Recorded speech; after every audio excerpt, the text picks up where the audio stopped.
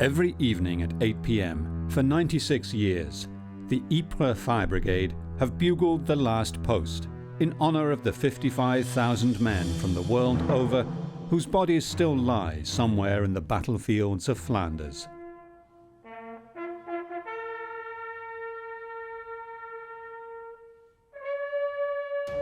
Between 1914 and 1918, this city saw 3 massive battles rage around it, and a constant daily routine of slaughter by the deadliest of weapons, from gas to flamethrowers and massive underground explosions, in a war fought from above the clouds to the depths of the earth.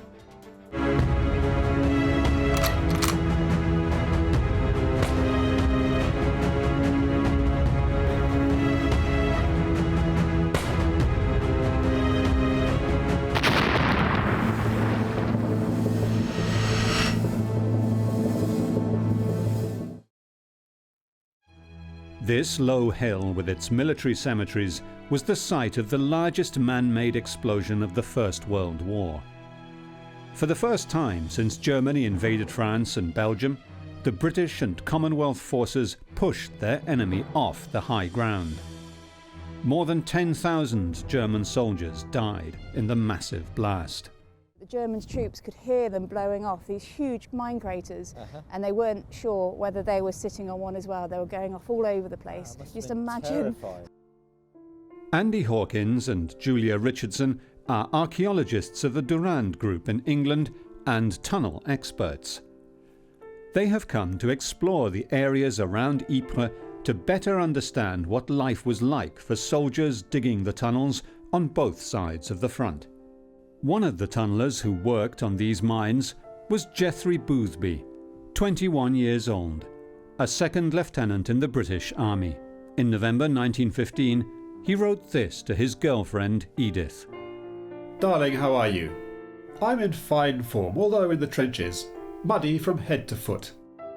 Enemy reported working 2 yards from our gallery, which meant yours truly lying on his tummy in sodden clay for half an hour and hearing nothing. Second scare that the Boche was breaking into our gallery, so I had to explore with much shaking at the knees, a revolver and no light.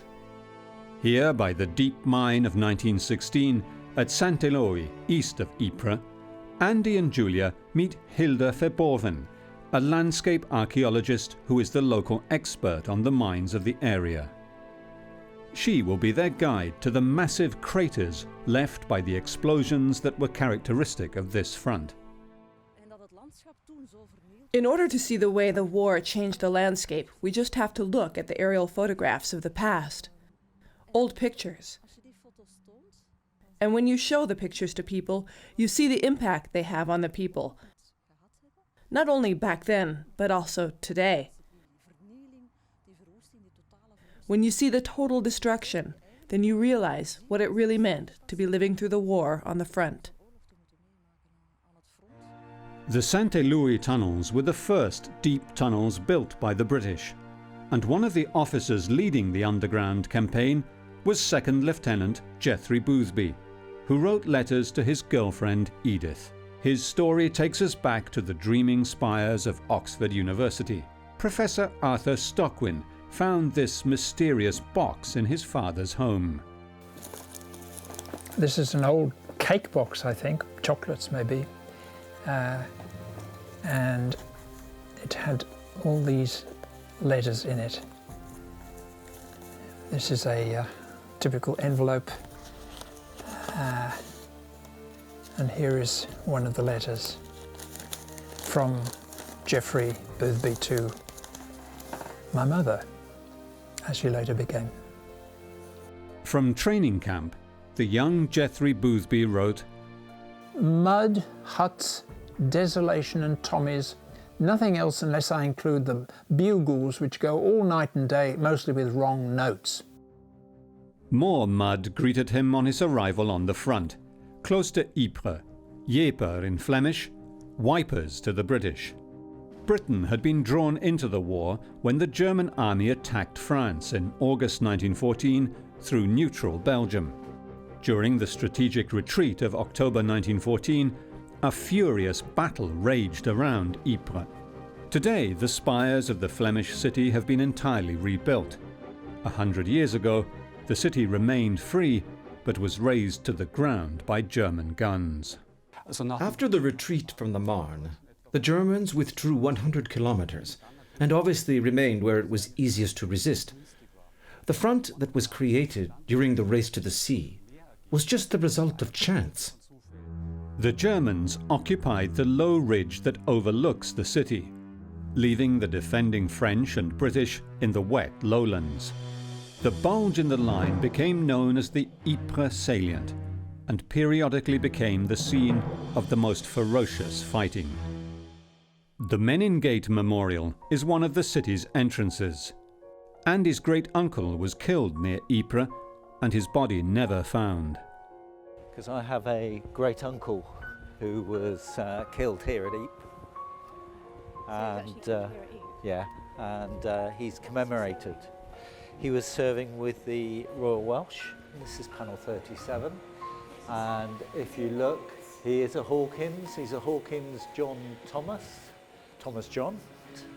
Fighting from the trenches was a form of warfare neither army had prepared for. The hastily dug lines soon became a labyrinth of mud. Modern weapons made frontal attack impossible, even suicidal. If we look at today's wars in the Western world, for example in Afghanistan or Iraq, we read that several thousands of soldiers die over the course of a year. But this was the average for an infantry regiment during the First World War. The no man's land between the British and German trenches was haunted by unburied bodies, snipers, and machine gun nests. Even the relative safety of the trenches was violated by grenade and mortar shells. The cemeteries filled up with a constant flow of dead. Dieter Storz is the curator of the First World War exhibit at the Bavarian Army Museum in Ingolstadt. The life of the private soldier in the First World War is an incredible enigma. The more we try to understand it, the more elusive it gets. In other words, how could men live for such a long time in conditions that they could not survive or come away from without wounds that would have changed the course of their lives? The psychological stress must have been enormous. Die psychische Belastung muss extrem gewesen sein. The tunnels and mines of Ypres had an unlikely beginning in Manchester, England. It was there that civil engineer John Norton Griffith was overseeing the digging of tunnels for sewers that ran under the city. He convinced the British government that the so-called clay-kicking technique his men were using to dig those sewers could also be used to build tunnels under the German lines and blow them up. In early 1915, he was sent with his own battered Rolls-Royce to recruit and train new units of tunnelers. The miner sits over here, and instead of using an axe or a pickaxe, he just uses his legs and his feet to dig into the clay. And that was a smoother way of digging, a faster way of digging. Results were better because it was quieter as well. And noise is very important in mining, because when the enemy heard you digging, it was very dangerous. They started mining, counter-mining. The Germans had been the first to explode a mine under a company of Indian soldiers, and found that the particular terrain of the Belgian plain posed special problems. On the higher ground, the terrain was wet and soft, and often their vertical shafts would be crushed by the water pressure. So they took to using cement walls, which was slow and laborious. Once in Belgium, British tunnellers began putting the new technique to work immediately, with astounding results. The tunnels were built more quietly and faster. Although the Germans occupied the softer, sandy high ground, the hard clay in the plain favoured the British. Working alongside the 25,000 tunnellers in France were attached infantry, such as Jethry Boothby, whose letters give us a feel for the human tragedy that was war. He was a dentistry student at Birmingham University, and had joined the South Staffordshire Regiment as a young officer in the patriotic spirit fostered by Lord Kitchener's famous call to arms. Not till this evening have I realised what a terrible place the firing line is. I might be shot, or shelled, or gassed, or bombed. I may fall into a deserted trench and be left to drown. What if they blow a mine? What if aeroplanes start dropping hate? What if? But why continue? I could write a volume of what-ifs. The mood does darken as time goes on in his letters. He does start off, before he actually goes to the front, saying, this is going to be the greatest adventure of my life. And when he gets to the front, when he's really in the firing line in the trenches and later in the tunnels, his mood does definitely darken. Because of especially the water and the cold and the narrow shafts. Imagine that you have to work over there for 8 hours, nearly seeing something. The constant fear of counter-mining, of breaking into the tunnels. It must have been terrible. The clay kicking technique involved a three-man team. One man was the kicker, who lay on a plank and kicked into the tunnel face. One was a bagger, who filled sandbags with debris, and the other was a trammer, who transported the bags out. Tunnellers on both sides faced a variety of risks. The British tunnels ran through clay just above the water table. If the table was breached, the tunnel would fill up and diggers drowned. Carbon monoxide from explosives and burning candles also silently killed the tunnellers. But the biggest danger of all was the enemy. He goes down with others of his company and they discover a German telephone type instrument. He knows it's German because it has the word unten at the bottom of it. He realizes that in fact the Germans have penetrated into the British tunnel. 3 of us went down again, intent on bagging the instrument. Myself in the lead, as I had an electric torch and rifle, followed by a corporal, the RE officer bringing up the rear. These saps are 4 foot high by 3 broad, so you haven't much room for fancy antics. And the one we were in had 18 inches of water in it. The water made a frantic noise around our legs. Well, we got round a slight bend leading into the strait into which the Bosch gallery came at right angles, when suddenly, as the penny horribles say, a shot rang out. Only it didn't ring. In the confined space, all we got for our money was a spiteful boop from a revolver. Eventually, both sides prepare a blow-up of the tunnel. They stockpile explosives. And as he puts it at the end, we got off our blow first. Some sport, what? Men were losing their lives by the hundreds on the surface too. The characteristic of the Western Front was the terrible density of firepower, this concentration of machine guns and artillery in a restricted space, of cannons and machine guns per kilometre of front. This certainly caused a stalemate on the front. There were 4 low hills that thousands of men fought and died for. Hill 60, Mount Sorrel, Hill 61 and Hill 62. These trenches are all that is left of the British defences on Hill 62. Generally, you wouldn't see this wriggly tin used to support the trench edges. There's a number of other features, the size of them, the fact we don't have the fire step. Yes, because at the moment, whilst this particular level is quite low and you can see over, as soon as you come further round, it gets much deeper. But you wouldn't have your frontline trenches that low, would you? Ideally, you'd have them built up higher, well, certainly at least above your head. Yes, and that's why you need the fire step to actually get up. to enable you to sort of see over the top, Yeah. so that you can engage the enemy. Ah, Julia, look. What have you got? We have a representation of a tunnel Oh yeah. A nice system. concrete-sided one. Yeah. Actually, the height's not too bad. You said it's about, maybe it's a bit higher than Yeah. 5 foot. Yeah. So that's your general size if you were swinging a pick. Yep. Yeah. Clay kicker's about 4'3", I think. Yeah, something like that. A pick was Well, 5'2". I've got a torch. Shall we go Oh, and have a let's look? have a look. Definitely. Shall we go first with your torch and I can follow? Okay.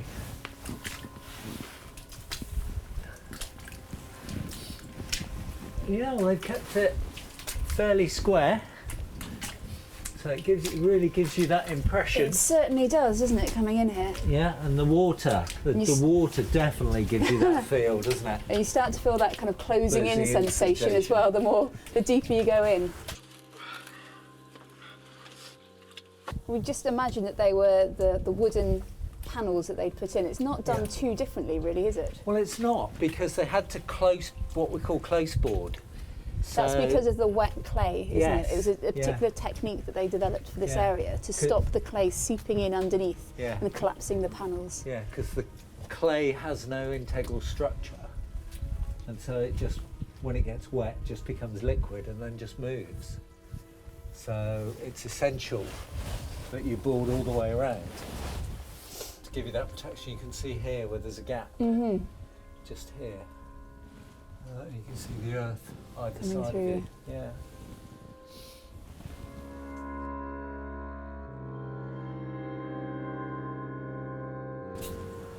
So you really are battling against all the odds, aren't you, if you're tunnelling? Not just from the fact that you're in a war, so you've got other sides trying to undermine you, Yeah. but you're battling nature. Yes, and of course this particular battlefield was, you never had mining as such because they don't have the natural sort of minerals to mine out, and because the water table's so high, that sort of pneumatic and hydro pressure is just on it all the time. Caterpillar Hill overlooks Hill 60 on the other side of the railway line to Ypres, a strategic viewpoint for the Germans. In spring 1915, the British found that the clay under Hill 60 was relatively dry and began an underground attack in that direction with 5 tunnels. Every precaution was taken to keep the operations secret from the Germans on the hill. The engineers worked from second-line trenches, which they shared with their infantry comrades. The tunnels were tiny, sometimes just 90 centimeters high. They were designed to rise slightly so that they would not pierce the water table, which rose and fell with the weather. The mines were packed with either 900 or 1,200 kilos of gun cotton. On the 17th of April 1915, the mines were exploded by electric detonators. They blew open the German front line. The British occupied Hill 60 with the loss of only 7 men. However, the British did not take Caterpillar, a tactical mistake. Just 4 days after the explosion, the massive German advance west of Ypres began with a chlorine gas attack against French colonial regiments. They used chlorine gas, so a chemical substance that did not need other modifications. Then, over time, other chemical substances were developed that were based on byproducts of the paint industry, which was very advanced in Germany. The chlorine fumes bonded with water in the eyes and lungs to make hydrochloric acid, literally burning the victims' eyes and innards. It was another of the growing number of horrors of the war to be unleashed against soldiers on both sides. So chemical weapons developed in a variety of ways. In the end, firing shells loaded with chemical substances became the preferred method. And the number of chemical munitions produced by the Germans increased during the war. Von chemischer Munition, der hat auf deutscher Seite während des Krieges immer mehr zugenommen.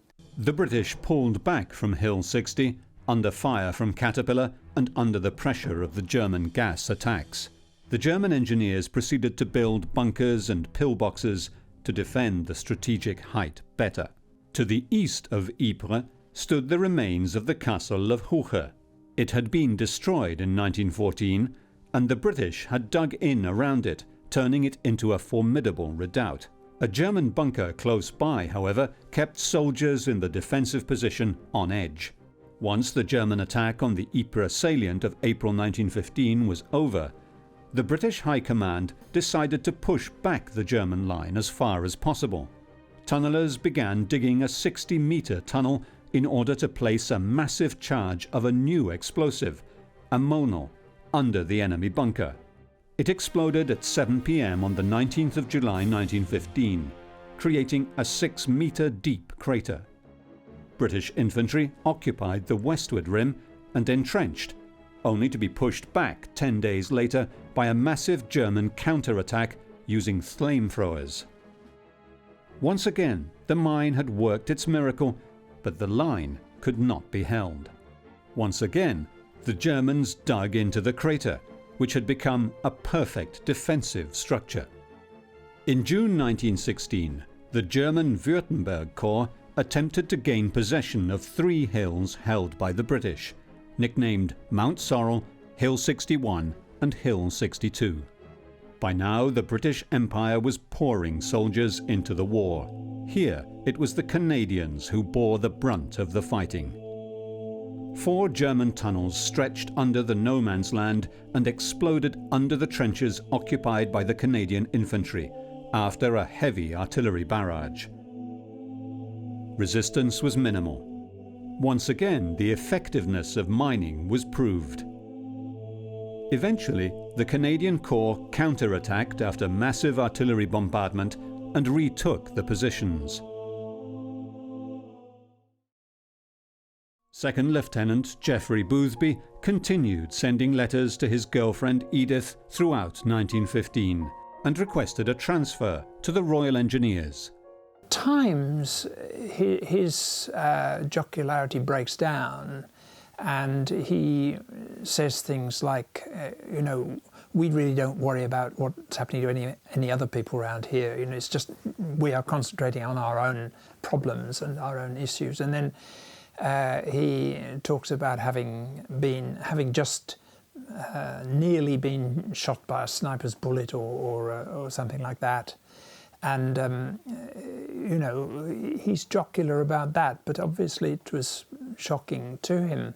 On the Ypres plain, the so-called blue clay was perfect for clay kicking and proved relatively stable. However, when the British decided to go deep, they too encountered the treacherous wet layers. The British devised a system using cylindrical steel shafts, known as tubbing. It allowed the British to go much deeper into the Flanders mud, where their enemy thought tunnelling was impossible. Steel tubs. I hope it's the right That's word. good. Close enough. Steel rings. Okay. Yes, steel rings. Yes.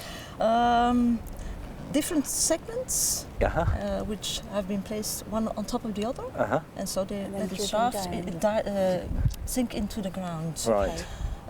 Just to get through those difficult layers, and once they reached a stable, dry clay layer, they started reusing woodland, for example, to dig tunnels and so on. In the traditional sense. Yeah.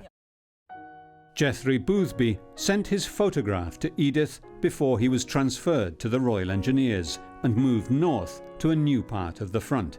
This is from Edith to Geoffrey, dated the 29th of March 1916, from Beechcroft, 1 Beech Lanes, Birmingham. Jeff, dearest, I've got your photo in front of me just now, and I can hardly take my eyes off it, even to write to you.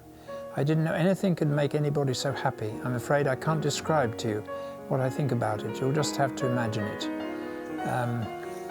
I've been doing nothing but think and dream dreams about it ever since I got it. She was delighted, but as she wrote her reply, he was writing to her in more sombre tones. Nearly all my friends in the Staffords have been killed in the fighting around Ypres a few weeks ago. It's a horribly sad thing how many friendships can be made and broken by this war. In March 1916, when these mines this is one of the four. No, one of the six that exploded. 3 have remained. So this one shows for the very first time how deep British engineers can enter. Can go. In 1916, Jethry Boothby was sent to the Ypres Salient to participate in the first experiment with a deep tunnel, a prelude to the massive tunnelling offensive that was to come. The British tunnellers of the 177th Tunnelling Company, Royal Engineers, Boothby's new unit, dug under the village of Saint-Éloi. As you go deeper, you need to have more explosive. Yeah. And what we see, I think, is a transition from gun cotton into a substance called ammonol, which is based on ammonium nitrate. So it's predominantly 95% ammonium nitrate, 96% ammonium nitrate, TNT flake inside it, and aluminium to give it sort of the oxygen and the fuel that it needs. And that you can produce in thousands and thousands of pounds. The explosions were not only to attack enemy trenches, but also to create better defences. Mine craters made excellent fortified defence positions. This area was covered by shallow mines, not compared to the ones south, which are deep mines. Maybe this crater is caused by a mine that was already bigger, deeper than ever before. A crater like this. This one exploded in no man's land, but it was always a matter of trying to conquer it as the first. Yeah, get to the lid. Yes. Yeah, the rush. And as soon as they got in and consolidated the crater, they started digging tunnels towards the enemy front line, just to get closer and closer again. The main danger underground was the enemy. Over time, a detection system was devised, a sensitive stethoscope that magnified vibrations in the earth, called a geophone. This instrument used 2 wooden discs with a layer of mica and mercury to amplify vibrations in the earth. By moving the discs around, the listener could hear the direction of the vibrations, so the source of the potential enemy threat. Tunnellers of all nations used small explosive charges called camouflages to blow up enemy attack tunnels, using sandbags to tamp the small mine, ensuring all the explosive energy blew upwards. Hilda Verboven is an archaeologist specialised in the impact of conflict on the landscape. She uses British and German trench maps to identify the entrances to the tunnels to gain a glimpse of what life was like for those men who worked for days on end underground. We started from the trench maps that date back to 1914 in order to be able to identify the location of craters. The tunnels and the shafts were not indicated on the maps, but we went to look in other archives to find them, just as we did with this map. It's a British map from 1917, and it shows where the entrance to the tunnels and the stairs were.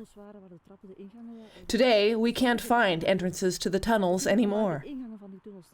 They are underground, and the tunnels are also underground. But what we can do is to locate where the tunnels and shafts are using these old maps. After Saint-Éloi, Jethry Boothby was moved to Railway Wood to the north.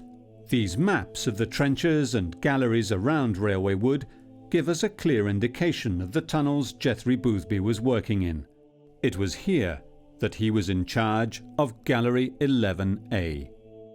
There was a constant war going on between the tunnellers, essentially blowing up each other's tunnels. But this was not one of the various battles of Ypres. It was a sort of daily thing that was going on.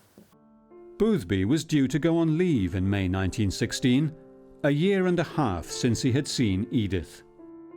He was awoken at 7 a.m. of the 28th of April 1916 by a soldier pulling at his sleeve. One of his comrades picks up the story. They went to the mine together, your son in front with a corporal, with another officer a little way behind. No sooner had your son got to the face that the enemy blew their mine and buried your son and the corporal, while the shock blew the other officer away.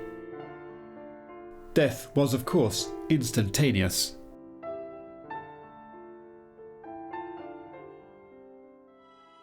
By mid-1916, the British engineers had so improved their techniques that they could plan a long-term campaign to break the deadlock on the surface. It was the start of what would be the Messines Ridge campaign, and it would last for months. In 1917, a new general on the northern sector of the Western Front, Herbert Plumer, believed he could break through the lines. The harsh lessons of the Somme had been learned, and the plan was to attack on a narrow front with flexible support from heavy artillery. The Allies relied on an accurate survey of the enemy artillery positions and a barrage of massed heavy guns and machine guns in support of the Australians and New Zealanders attacking uphill. They would be backed up by a new weapon, the tank. We're here on the Messines Ridge. That was obviously a very important ridge that the Germans held. The British lines would have been just behind that cemetery that we can see there, so very close. Okay. So they're part of a major battle. It took 18 months to plan. It involved 19 mines that went off. Right. There was a 17-day artillery barrage before these mines were set. So out of the 19, they were all set around a 10-minute period, but they weren't set off in line. Okay. They were set off randomly. In the months before, the engineers had discovered that the blue clay that ran under the ridge was perfect for clay kicking, and Plumer ordered no less than 22 mines to be dug. Most of them had already been begun, but now they were to become operational. It was imperative that the British win the underground war. Both sides knew that the other was digging. When it became clear that the Germans were on the lookout for British mines, the deadly game of cat and mouse under the pockmarked surface of no man's land began. The Australian and British diggers tunnelled on different levels to distract the Germans. The water table was a constant threat as tunnels flooded and had to be evacuated. The Germans discovered one mine already laid, which the British abandoned, the Petite Douve Farm mine. The British engineers continued to build tunnels in every direction to try to dupe the Germans, who were forced to dig through the softer upper layers of sand downwards and under the British galleries. Work was as silent and as secret as possible. They used sophisticated drilling and excavating machinery, as they often had to consolidate the side of the tunnel with concrete. So if we walk up here, now we're roughly in the area of the German lines. Right. They would have probably followed roughly the track of the road here. Now, having sort of had a little look at some of the statistics for this particular mine. Yeah. It was started in January 16 and finished in June 16. Right. The Royal Engineers dug 520 metres through the clay. Wow. Ended up underneath this position at about 27 metres deep. Okay. And laid then something like 42,000 kilograms. So a huge charge. Of charge. Yeah. And it was ammonol, the explosive used by the British, which is a very powerful explosive, gives a very big lifting effect. So being so far deep down, you needed something like ammonol to really produce the effect. The German front line stood on the forward slope of the hill, looking over the city of Ypres and the British lines, but was manned by only a third of the defending troops. The rest were located in an intermediate line. However, British bombardment in the days before the Battle of the Messines was so heavy and so accurate that the trenches and machine gun posts were almost obliterated. British aircraft flew overhead to spot the German artillery batteries, which were shelled. The tunnelling campaign in preparation for the 1917 attack had begun more than a year before. The Ypres Salient was to have been the ideal jumping-off point for a massive British thrust aimed at capturing the Belgian ports of Ostend and Zeebrugge, but had to be postponed for a year while the Somme offensive continued. It was an underground war, which the Allies won. General Plumer had ordered 22 tunnels to be dug under the German defences, running from a position south of the Messines Ridge at Plugsteert Wood to the northernmost mine under the Caterpillar and Hill 60. At 3:10 a.m. on the 7th of June 1917, the mines exploded, killing outright 10,000 German soldiers of the Bavarian and Württemberg divisions. The largest of all the craters was this, at Spanbroek-Molen, which was so powerful that it also killed a handful of British soldiers as they advanced, a few seconds too early.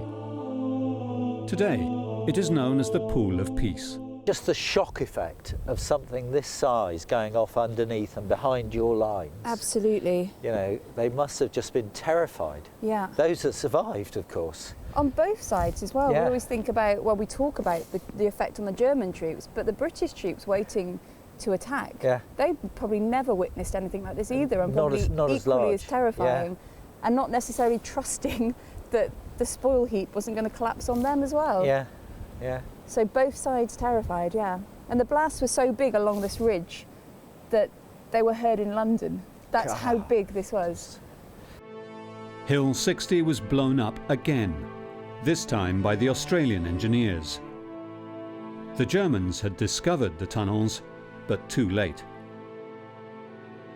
Under the accurate British rolling barrage, which moved slowly just ahead of the advancing infantry, the Canadian, Australian and New Zealand troops moved forward and captured first the German front line and then, to everyone's surprise, the second line too. In just 6 hours, the German defences were ripped apart. British troops bypassed pockets of resistance such as these pillboxes, while German counterattacks were stopped in the open by accurately aimed artillery barrages. The 19 mines of Messines delivered a decisive blow against the German lines, and for the first time in the war, they were exploded at the start of a coordinated attack. Troops were ready to fully exploit the temporary advantage. The German officers and soldiers were determined to counterattack and recover lost ground, but for once the British were prepared. Both sides learned from the experience. The Germans developed a new line of defence and more flexible tactics, and the British believed they had found the answer to the problems of trench warfare. Firepower had increased decisively. While mobility had remained the same, conditioned by the speed of soldiers walking, and this was integrated by logistics with heavy transport and eventually by tanks, which still took a couple of years to become a decisive weapon. And another important factor was the concentration of this firepower in a very limited sector of the front. Die Konzentration dieser Feuerkraft auf einen relativ engen Frontabschnitt. However, in the Third Battle of Ypres, also known as the Battle of Passchendaele, which the Supreme Commanders hoped would break the deadlock once and for all, the magic formula failed. Heavy rain and the destruction of ancient drainage systems turned the battlefield into a quagmire, where even tunnelling was impossible. The Germans counterattacked, and in spring 1918 reconquered all the terrain they had lost in the Battle of Messines, in an offensive that nearly won them the war. Ja, ein weiterer Nachteil der Deutschen, der sich durch den ganzen... The main problem the Germans had was obviously that they were numerically inferior. Germany had a strong industry, but the sum of the industries of its enemies, and especially the American industry, was significantly greater. With regards to equipment, during the war, the Germans may have been stronger in some specific single sectors of the front, but altogether they were always generally weaker. America's entry into the war in 1917 would make victory impossible for the Germans. The heavily cratered landscape of the Flanders Plain also hides secret dangers. Not all the mines exploded, and some have been lying in their dark and humid mine chambers for nearly a century. To be honest, we can just hope that nothing will ever happen with them, and that there will never be any consequences. We will have to wait and see what the future brings. I know that there is a farm that's been built above a probable mine, and that is in the area of the Peckham mine. Let's hope that most of the explosive has been removed. But we can never be sure of that, and it will be impossible to find out. The area around Ypres has been scarred, like the lives of the men who fought there and of their loved ones. Edith was Arthur Stockwin's mother. Throughout from my whole childhood, an image of my mother, which is absolutely normal. And I don't know, children never really think of their parents as lovers in a way. And to realise that my mother had a relationship of this kind, although clearly not consummated, if one could put it in that sense, was simply amazing. I mean, it meant that I had to recalibrate in a curious kind of way the image that I had of my mother. Dearest, I wonder when giant circumstance will allow us to meet again. I'm a little more satisfied now that I have your photo, but only a little. My imagination wanders even more often than before in the realms of fancy and romance. But please don't let us wonder what we shall think of one another when we do meet. That sometimes rather frightens me. Besides, sufficient for the day is the goodness thereof, isn't it? Your madness gives me the most wonderful sensation of happiness. I hope that it is absolutely immortal. Good night, dear one. I still have to say good night to my photo. Yours, Edith.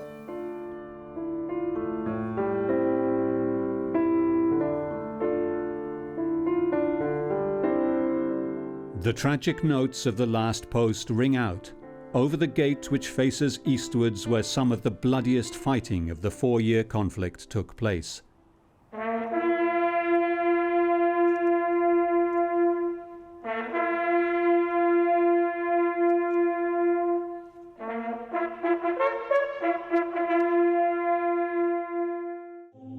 The last shell fell on Ypres on the 14th of October 1918. 500,000 soldiers of both sides were killed, and many are still unaccounted for today, 100 years later.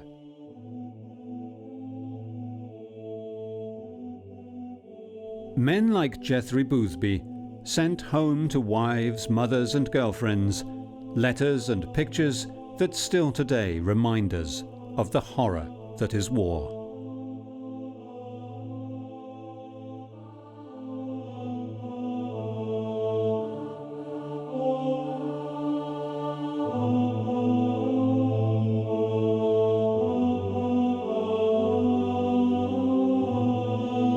The slaughter of the Somme battlefield in July 1916 has gone down in history as one of the worst disasters of the First World War. New research shows that secret underground fortresses saved the lives of thousands of German defenders, a deadly shock for the attackers. These hidden earthworks made the expected easy British victory impossible and turned the battle into a bloodbath.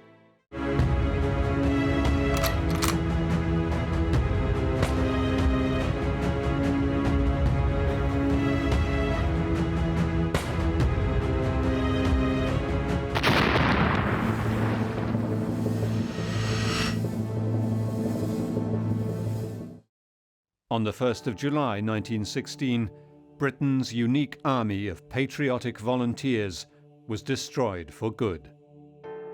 Expecting to walk into German trenches and break through enemy lines, the soldiers had been promised little or no resistance from German troops whose dugouts and trenches had supposedly been obliterated. It was a tragic illusion. It was the beginning of the Battle of the Somme in France, which lasted 5 months.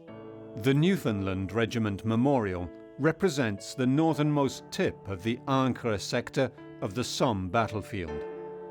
In the distance stands the village of Beaumont-Hamel, a German stronghold on the 1st of July 1916, when the British and Commonwealth infantry advanced. Unknown to the attackers, far from being slaughtered in their trenches, the German infantry had survived in their deep dugouts and underground fortresses. Frieda Riedel has studied the battle from the German point of view and has uncovered the secret of how the British were deceived. When the attack came on the 1st of July, as we know, the English suffered the worst losses of their entire history. 20,000 dead on the first day. This was the result mostly of the fact that most of the field constructions were actually underground. Andy Hawkins and Julia Richardson are archaeologists from the Durand Group. With the church of Beaumont-Hamel in the background, they have come to examine one of the massive craters left by the British mines of the Somme battlefield. This one had taken 7 months to dig.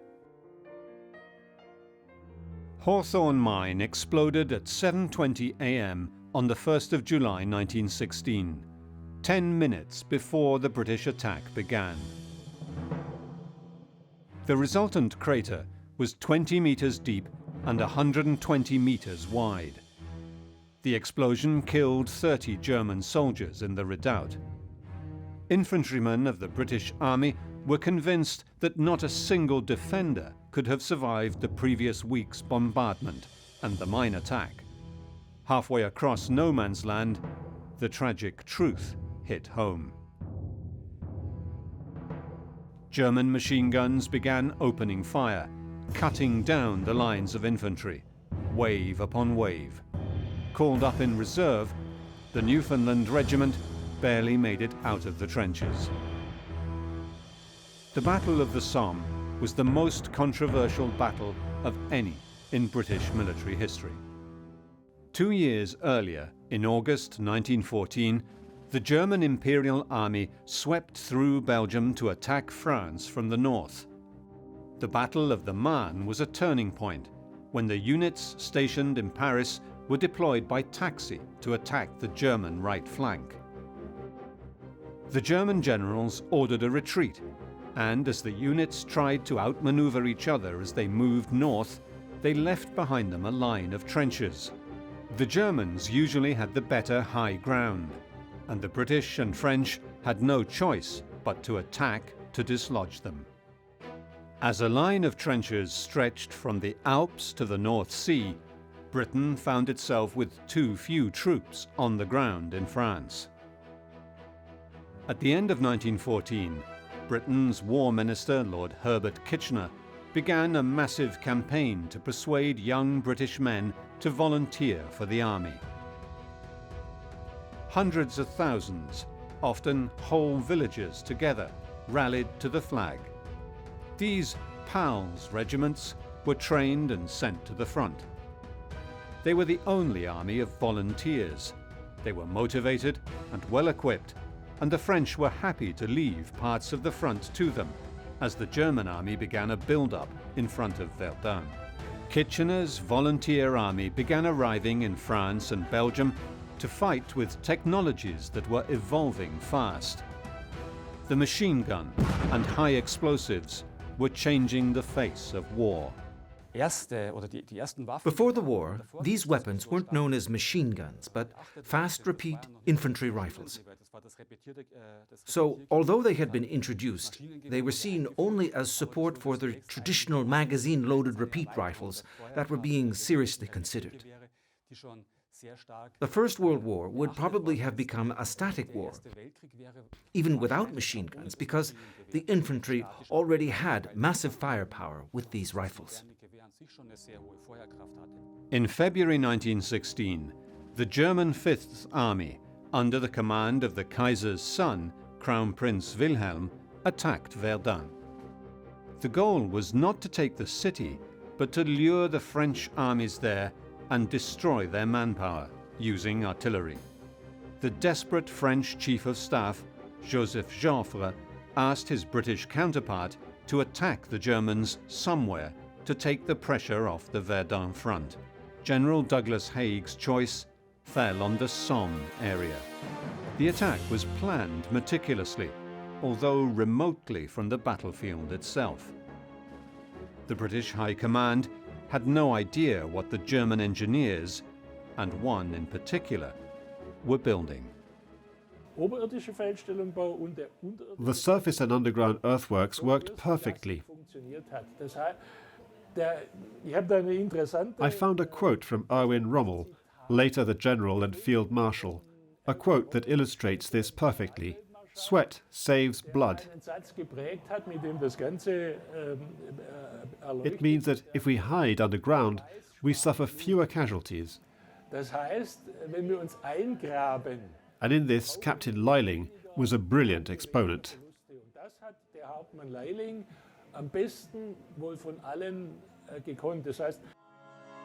On the German side, trenches were built to specific and standardized models and supported by well-placed artillery. Blockhouses and bunkers, like these in the Bavarian Army Museum in Ingolstadt, sheltered men and field artillery pieces from the bombardment by enemy howitzers. In the pre-1914 military theory, there was a clear distinction between field warfare and siege warfare. All the European nations had reinforced their frontiers with more or less strong defenses. Certainly, the two forms of warfare were very different. When the fronts stabilized, this special form of siege warfare was introduced. Many of the weapons and combat methods that were typical of siege warfare became daily practice in trench warfare. 2 kilometers south of the Hawthorne crater is a war memorial that best represents the British and French tragedy that was the Battle of the Somme. Andy and Julia have come here to meet Frieda Riedl. Hello. Hello. Hi. Hi. Nice to meet you. Nice to meet you. Julia. Very nice to meet you. Yeah. I'm Andy. Andy. Frederick, you know. The British and German front lines ran along the rolling hills of the Somme Valley, roughly north to south. The Ancre sector ran from Beaumont-Hamel to Thiepval, one of the villages that the British were expecting to take on the first day of the battle. It was the site of ferocious fighting, especially between the troops of the Württemberg Division and the Irish infantry of the Ulster Division. As the Somme battle dragged on over the summer and autumn of 1916, the battle around the village of Thiepval and the Swabian redoubt entered the realm of the epic. In 1915, as an uneasy balance of firepower settled in on the Western Front, both sides began making plans to break the deadlock. Despite what the British High Command might think, the German defences on the Somme were stronger than anywhere. Frieda Riedl has studied the diaries of German officers in the field to find out what happened on the Somme front and how the Germans took the attacking British by surprise. Artillery officer Armin Stabler was in London on the 1st of August. He was a businessman, and when he began to hear that war was in the air, he immediately left to go to fight. He rushed to Dover, where he got the first ship to cross the Channel. And on the 2nd of August, he was with his unit at Ludwigsburg. He was assigned to the 26th Field Reserve Artillery Regiment. He left me his diary and a couple of hundred pictures. Mir ein Tagebuch hinterlassen von ein paar hundert Bildern. Frieda's great-uncle Armin was an artillery officer during the Battle of the Somme and left a diary and unique photographs of the German army's advance through France and the start of trench warfare. His is just one of the sources Frieda uses to identify the incredible underground earthworks in the area of the Ancre River on the Somme front.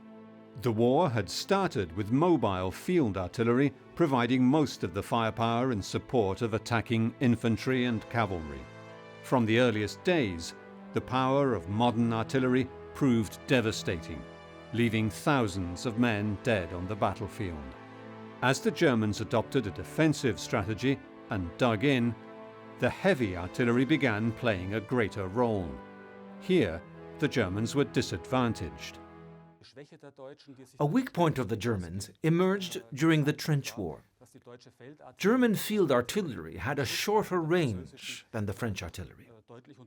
In a war of movement, this isn't really important, but in a static situation, it was very important. Apart from his great-uncle's diary, Frieda Riedel has also used other German and Allied sources in his research. Furthermore, I had other pictures by Armin Stabler that document the Somme battle. And above all, this Captain Leiling, from which I found out that it was he who built these very solid fortifications, these reinforced underground fortresses in the area of the 10th Reserve Division. Another officer, Quartermaster Cornelius Breuninger, left behind hundreds of photographs of the trenches around the Somme battlefield that clearly show how the German dugouts were built to the highest standards. He was a witness to the secret underground fortress. Cornelius Breuninger. Cornelius Breuninger speaks of it in his diaries as an eyewitness. War da drin. He was inside it and even described its dimensions. It covered 230 meters in length. Crazy, enormous, and according to the report of an American officer I read, it could host up to 1,000 men. The secret underground fortress was just one structure that the German engineers built to protect their troops from the massed guns of the British and French. For decades, the Germans had been planning for siege warfare.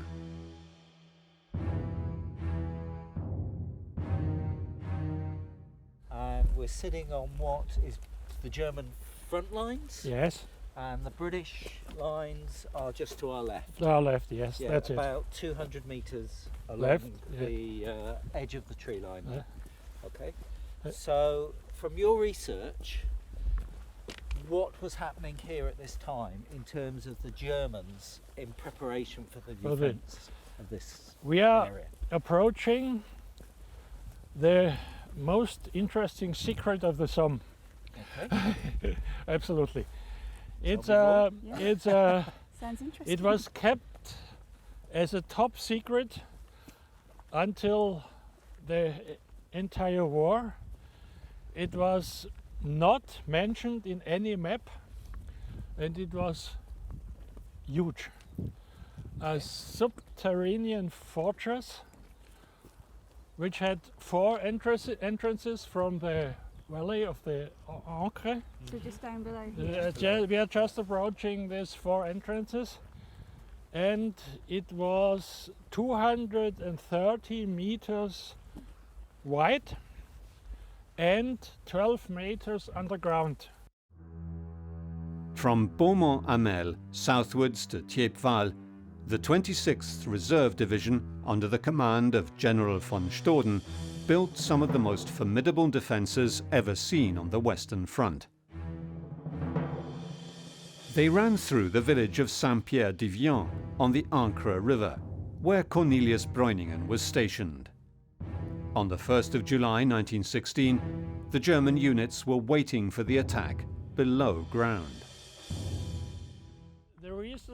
that's why the Germans would do this undercover fortress is you can keep central functions near the front line. Right. Mm-hmm. There was, for instance, a special device to hear the British telephone. You could hear the British telephones for 3 kilometers. Right. That means everything what happened here was known to the Germans. Right. According to Frieda's research, the underground fortress lies just a few meters under their feet. If Frieda is right, the massive underground fortress of Saint-Pierre-d'Yvian will have had 4 entrances along this road running along the Ancre River. It's difficult, isn't it? Because walking up here now, you see wriggly tins sticking out, but it's all been moved around so much and taken out of farmers' fields and dumped in the bank. Yeah. But it misleads you slightly, doesn't it? It does indeed.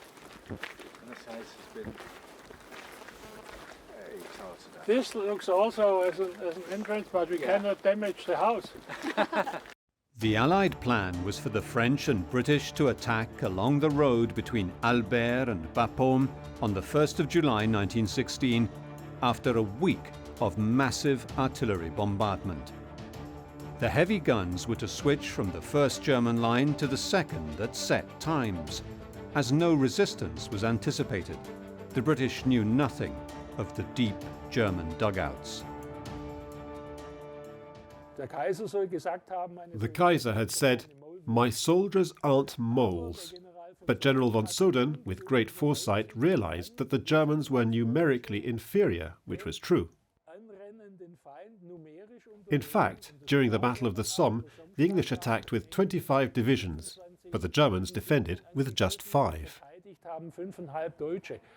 Horizontal fire from field guns was not able to penetrate the trenches as the trajectory was too shallow.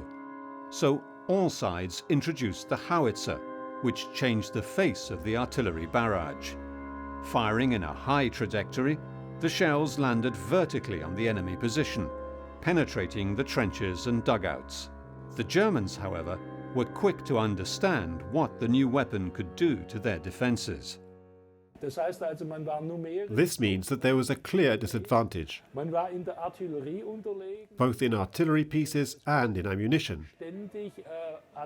And this numerical inferiority had to be compensated for by building very deep and well-designed underground bunkers. As the sun sets, Julia, Andy and Frieda retire to discuss the implications of the documents they have brought to study the secret fortress. The start of the redesign of the German trenches was an event which took place in 1915. The French, not the British, the French were the enemy opposite the 26th Reserve Division, and they attacked with 1.5 division, 30,000 men here in Sarre.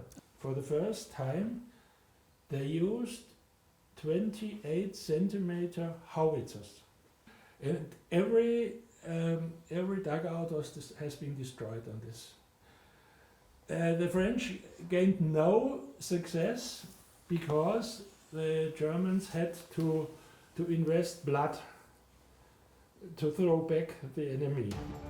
In the months before the attack, the British concentrated as many howitzers as were available on the Somme front, and a week before the assault began pounding the German trenches, methodically destroying them.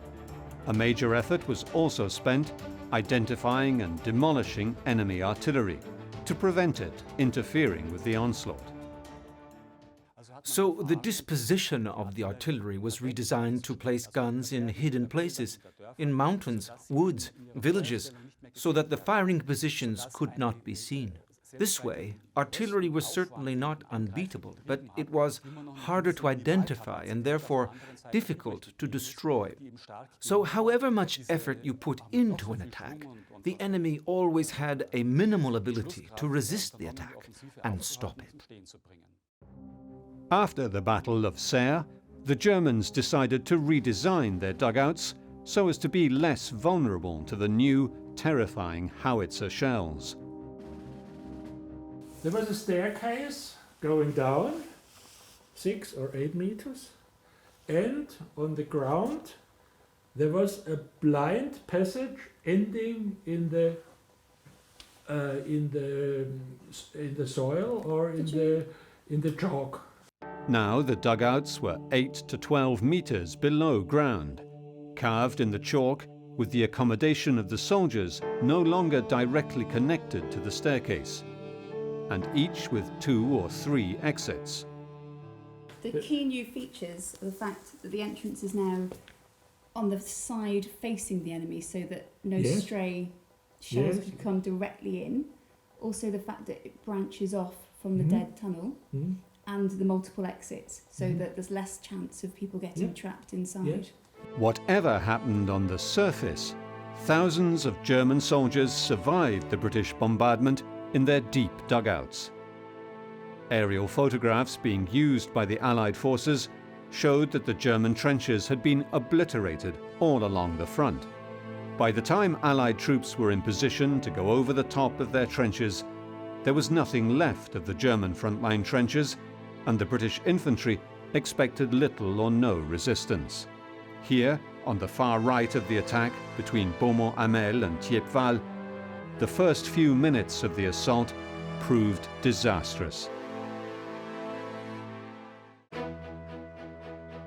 It was a sunny, early morning when waves of khaki-clad soldiers of Kitchener's volunteer army walked across no man's land. The Hawthorne mine had been a warning to the Germans that the attack was about to begin, and a few minutes later, the defenders had occupied what was left of their trenches and opened fire. The way machine guns were used had changed fundamentally over the first 2 years of the war. First, it was a heavy weapon deployed in batteries. Now it was being distributed along the line in support of infantry actions. The fast-firing infantry rifle, with magazines of 5 or 6 rounds, made the frontal charge that had characterized the wars of the 19th century totally suicidal. From Thiepval to Beaumont-Hamel, the British artillery and the massive Hawthorne mine seemed to have done nothing to the Germans.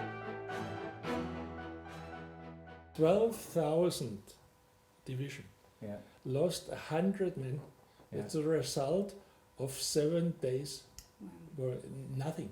It were just the sentries which were hit in the trenches, because the trenches were empty throughout the 7 days. When the soldiers came out of their dugouts, there was no trench left. Normally, a little bit of the barbed wire defense was still there, not everywhere, but in the first trench was flattened. There was nothing. The British and Canadian infantry were cut down by enemy fire before they even got midway across no man's land. Cemeteries dotted here and there over the area today show where hundreds of men fell. In all, on the first day of the Somme battle, 20,000 British and Commonwealth soldiers died. One unit made amazing progress. The Ulster Division was to take the village of Thiepval and the Swabian Redoubt, a defensive structure to the west now occupied by a graveyard. They rushed the 200 meters uphill, between their trenches which ran along where the tree line stops and the empty defensive structure. The Ulster Tower stands as a memorial to the exploit. However, Thiepval and Beaumont-Hamel stayed in German hands. With their flanks exposed, they were soon surrounded and forced to surrender. the first day of the Somme battle was considered a great German defensive victory. Commanding the 26th Reserve Division of the German Army in the sector from Beaumont-Hamel to Thiepval was General Franz von Soden, a thorough officer who had the welfare of his men at heart. He called in an engineering genius, Franz Leiling, to assist in designing the tunnels and dugouts. Captain Franz Leiling was known both to Cornelius Beuninger and Armin Stäbler, and is seen in these pictures with his dog. He built no less than 3 underground fortresses along the front from Beaumont-Hamel to Saint-Pierre-d'Yvion. One was in the medieval cellars of the village. Another stretched under the British lines at Beaumont-Hamel. But another was particularly large and secret. First, I tell you the source where I got it from. It's in a design of an American officer who entered this fortress, underground fortress, after the war and made this design, and it is published in a war guide. Okay. It has 4 entrances leading from the slope of the Ancre Valley to the center of the system. 1, 2, 3, 4. They could not be seen by the British ground soldiers, and they could be seen by the airplanes. And what's absolutely interesting is the design of this fortress, because I've never seen round passages who are not round by chance, but round by design. When the Irish regiments swiftly conquered the Swabian redoubt, German soldiers appeared from nowhere, trapping the attackers and swiftly retaking the position. The underground fortress built by Captain Franz Leiling was the key to the German victory here on the first day of the Somme battle. A deadly surprise for the assaulting troops.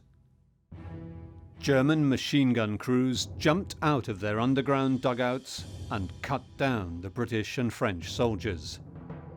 For the first time, tanks were deployed, but to little effect. South of the Albert to Bapaume road, the French made better progress than the British, exploiting their long-range artillery in a rolling barrage that continued to rain shells on the enemy even when the infantry were advancing.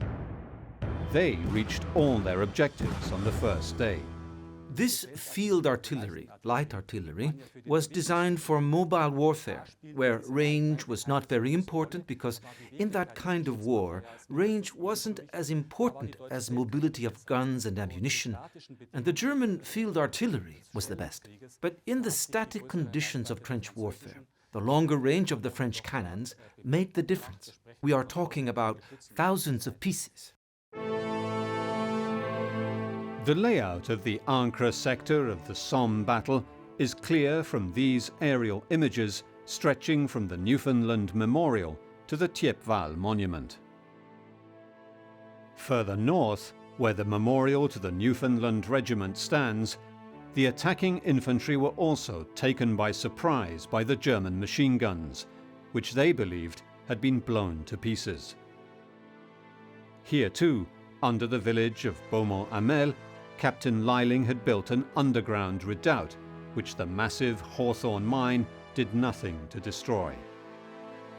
Here too, the German soldiers of General von Soden's division survived the bombardment to take the British and Commonwealth troops by surprise. The battle entered its bloodiest phase, and the British continued pouring in infantry, adopting the rolling barrage and better communications with supporting artillery. On the ground, hand-to-hand fighting became even more vicious. Infantry was used to fighting with rifles and bayonets, or with machine guns, which at the time few soldiers had. So over the course of the spring of 1915, the hand grenade entered into common use. At first, most of the hand grenades were handmade. They were made in areas close to the front using improvised designs. Initially, they were only thrown by sappers. In fact, in Germany, they were the specialist in anything technical or that had to do with explosives. However, as I said during the first months of 1915, they became a new and practically common part of the infantry weaponry. It was therefore the tactical foresight of General von Soden that saved the lives of his men and made the line under his command impregnable, costing the British Army 20,000 dead. But where exactly was the secret underground fortress?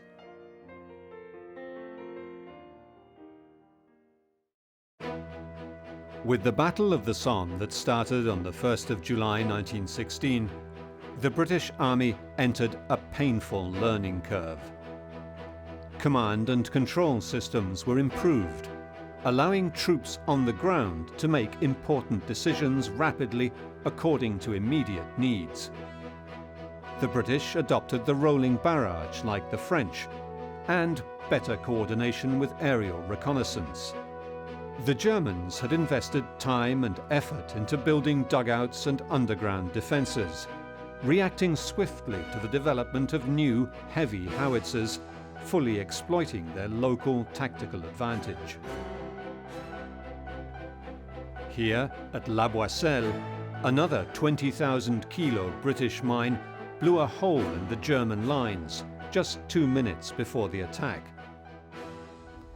Okay, so here we are at the Loch Nagar crater, which is the biggest one on the Somme. And you sort of just look down at the size of it and just imagine the amount of spoil that was thrown out of it when it was detonated. Well, that was the aim of this one. Like, unlike the ones that went underneath the target, this one was set back from the lines mainly because the Germans were so active in their tunnel, they would have heard the mine being driven through. So it was set back slightly off the trenches, so the huge amount of spoil that went up would fill the trenches, and that would be the attack. It was set, I think it was 2 minutes before the attack on the 1st of July to signal 2 minutes to the attack. And it was 2 charges. I think the first was 30 pounds, and the second was 24. So does that sound about right? 20,000 pounds. I thought that sounded a bit small. So 30,000 pounds and 24,000 pounds. And I think I remember reading somewhere or a reference to the fact that they put too much or more than they thought they needed just because they were worried about the amount of spoil, and they wanted to have the biggest effect that they could to go across. It's what they call a fougasse mine, so it covers the target. Other mines exploded just before the attack too. One after the infantry had begun moving forward. According to the documentation presented by Frieda, the circular shape of the underground fortress proved that it was built by expert miners. The designers, the engineers who made this were experienced mining engineers. That's written in the literature. That's true. Yeah. And these mining engineers have experience with underground explosions, methane gas explosions in the mines. And they know what to do with explosion energy.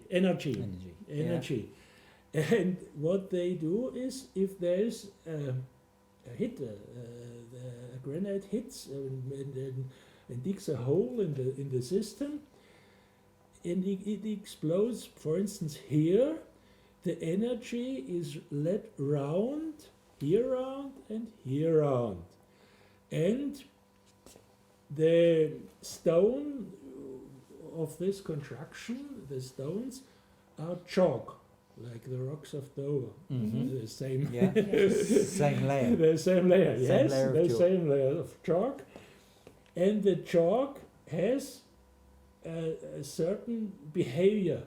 However, the mystery of the location of the Leiling underground fortress lingers, and there are discrepancies between Andy's and Frida's documents. And let's just have a look now, move on and look at Saint-Pierre-du-Mont, which is what we were looking at earlier as well. Yes. So let's have a look at your plan, and I'll show you what we dragged out of the archives, and we'll see where we can actually bring these two together. And this is what is in the record as being under Saint-Pierre-du-Mont. And as you can see, it sort of says Lillingstollen. Lillingstollen, yes. Down here. Okay, but it's completely straight. Okay, so there seems to be an element of confusion. It matches this image in certain respects, in terms of a group of entrances going into sort of dugout situations. And of course it comes into the front line as well. Now what's interesting is when the British, because the British do get into it, because they report it in their records, and they actually say that it's in a poor state of repair, okay, and that's probably partly due to bombardment, because we're now talking sometime later, right, it's in poor state of repair, but once repaired would be able to hold at least 1,000 men. Okay, now what we see here definitely couldn't hold 1,000 men.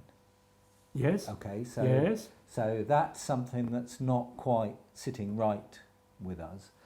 But one of the big issues is that this entire slope was covered in dugouts. First trench line. Underground tunnel, it has 100 meters. That's what Captain Leiling did often. Yeah, and that's they did very often. And there's the beginning of this fortress. Yeah. So and it had a direct connection to the first trench, which was called Leilingstollen. There we go. Yeah. So it's possible, right? Yes. That in interpretation, okay, that these entrances, which obviously come out on here, aren't actually quite where he's got them, or that these four come off, or that actually what we're looking at there is more in here. More in here, yes. You know, I mean, the only way, as I think we said on the ground, is to get in and look at it. Have a look. And that's the only way you're going to resolve the reality. But nothing really says that the two couldn't exist together. There's nothing No. The unsung hero of the Somme battle on the German side was a lowly captain and engineer, Franz Leiling. The battle lasted from July to November 1916, and British and French forces only managed to make 6 miles progress. The British exploded another mine under Hawthorne Ridge. This time, the infantry successfully broke through and occupied the village. During the course of the battle, the British learned the hard way how to handle modern warfare. The Germans too understood that, outmanned and outgunned, their best solution would be to retreat to a shorter line, an even more solid line of defences, the Hindenburg Line. During this operation, the German High Command ordered a number of deportations and the destruction of French villages. Armin Stäbler and Cornelius Breuninger witnessed these and dissented, to no avail. This photo album is a precious treasure of history, and for example contains pictures of the first deportations of French civilians from the Somme area.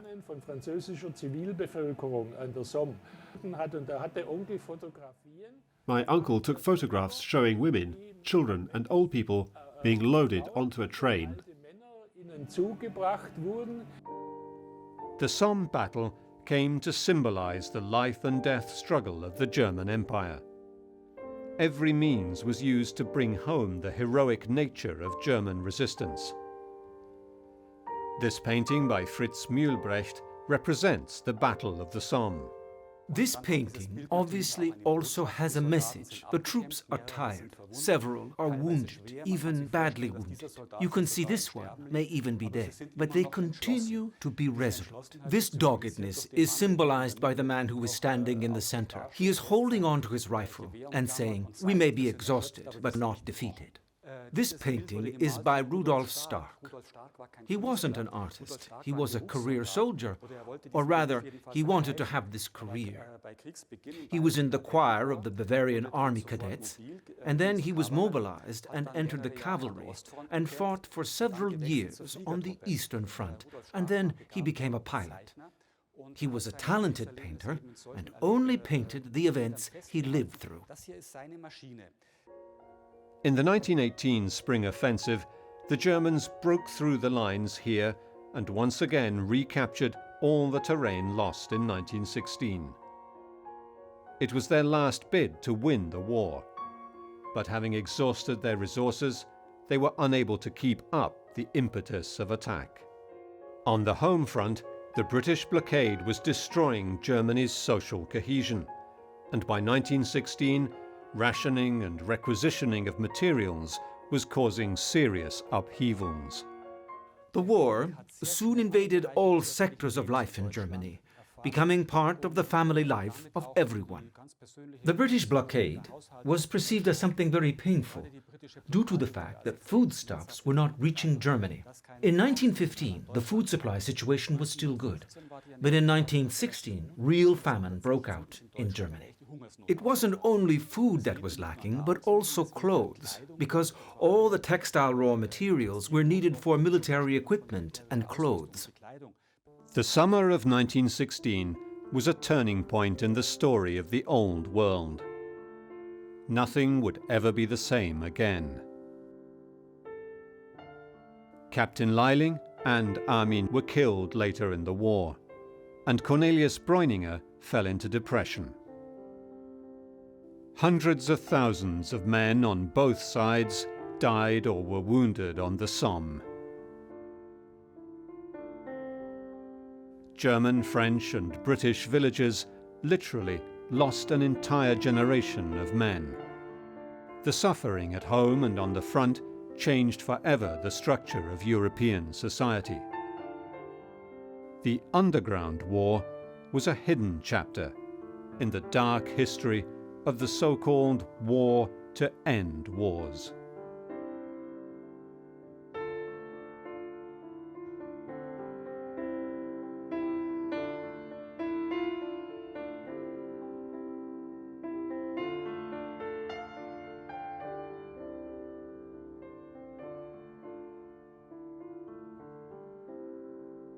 (1915).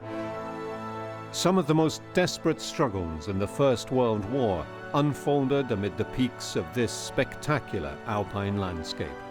Beneath the summits occupied by Austrian and Italian troops, a maze of tunnels and caverns was carved out to gain just a few meters of tactical advantage. Mountain soldiers climbed, fought, and died over and under the highest peaks of the Dolomite range. The most famous of them all was Tyrolean mountain guide Sep Innerkofler. The mystery surrounding his assault on Monte Paterno still haunts this alpine peak.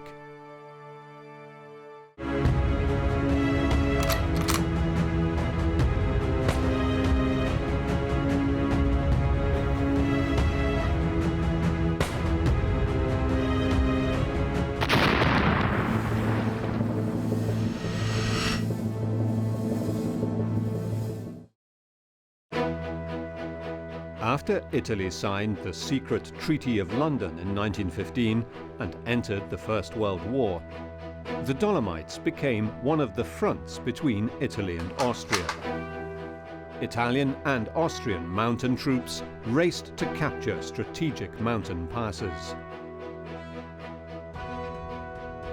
Here, harsh high mountain warfare involved firefights in the trenches and close combat in the labyrinth of tunnels that had been hewn into the rock.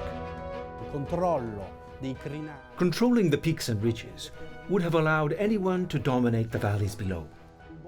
A good battery of artillery, well positioned, could therefore be absolutely decisive on this part of the front. The names of the natural fortresses would go down in history, associated with the harsh reality of Alpine warfare. Marmolada, Col di Lana, Monte Piana, Monte Paterno, and the Tre Cime. Andy Hawkins and Julia Richardson are archaeologists of the British Durand Group and experts in tunnel warfare. They have come to explore the incredible mountain battlefields that stretch along the Sexton Dolomites, including the trenches and dugouts at the foot of Monte Piana and the tunnel works excavated in Monte Paterno. Andy and Julia enlist the help of a local guide, Paolo Tassi, who will help them trek across the front line of the White War in the Dolomites. So the Italians were there in a strong position. The Austrians were the ones that needed to get up into that position and take that position. Take that position was an unbelievable position to control this area. Situated in northeast Italy above Cortina, Mount Paterno overlooked one of the most beautiful and recognizable mountains in the Alps, the Tre Cime di Lavaredo, three massive freestanding limestone towers in the Sexton Dolomites. Anyone who studies the Great War comes across extraordinary figures, and one of the most extraordinary figures was Sep Innerkofler. Until 1919, these three peaks, known as the Drei Zinnen in German or the Tre Cime di Lavaredo in Italian, were the border between Italy and Austria. On the 24th of May 1915, Italy joined Britain, France and Russia in the most devastating war the world had ever seen. The young nation had fought the Austro-Hungarian Empire repeatedly to regain parts of its territory inhabited by Italian speakers. Trent and Trieste remained in Austrian hands. And now Italy saw its opportunity to gain the cities and overthrow the Germanic empires. The Italian army saw the whole Dolomite front that went from Marmolada to the Dolomites of Sextant as a way of breaking into the Puster Valley. And that's why the Italian army pushed very hard in that direction.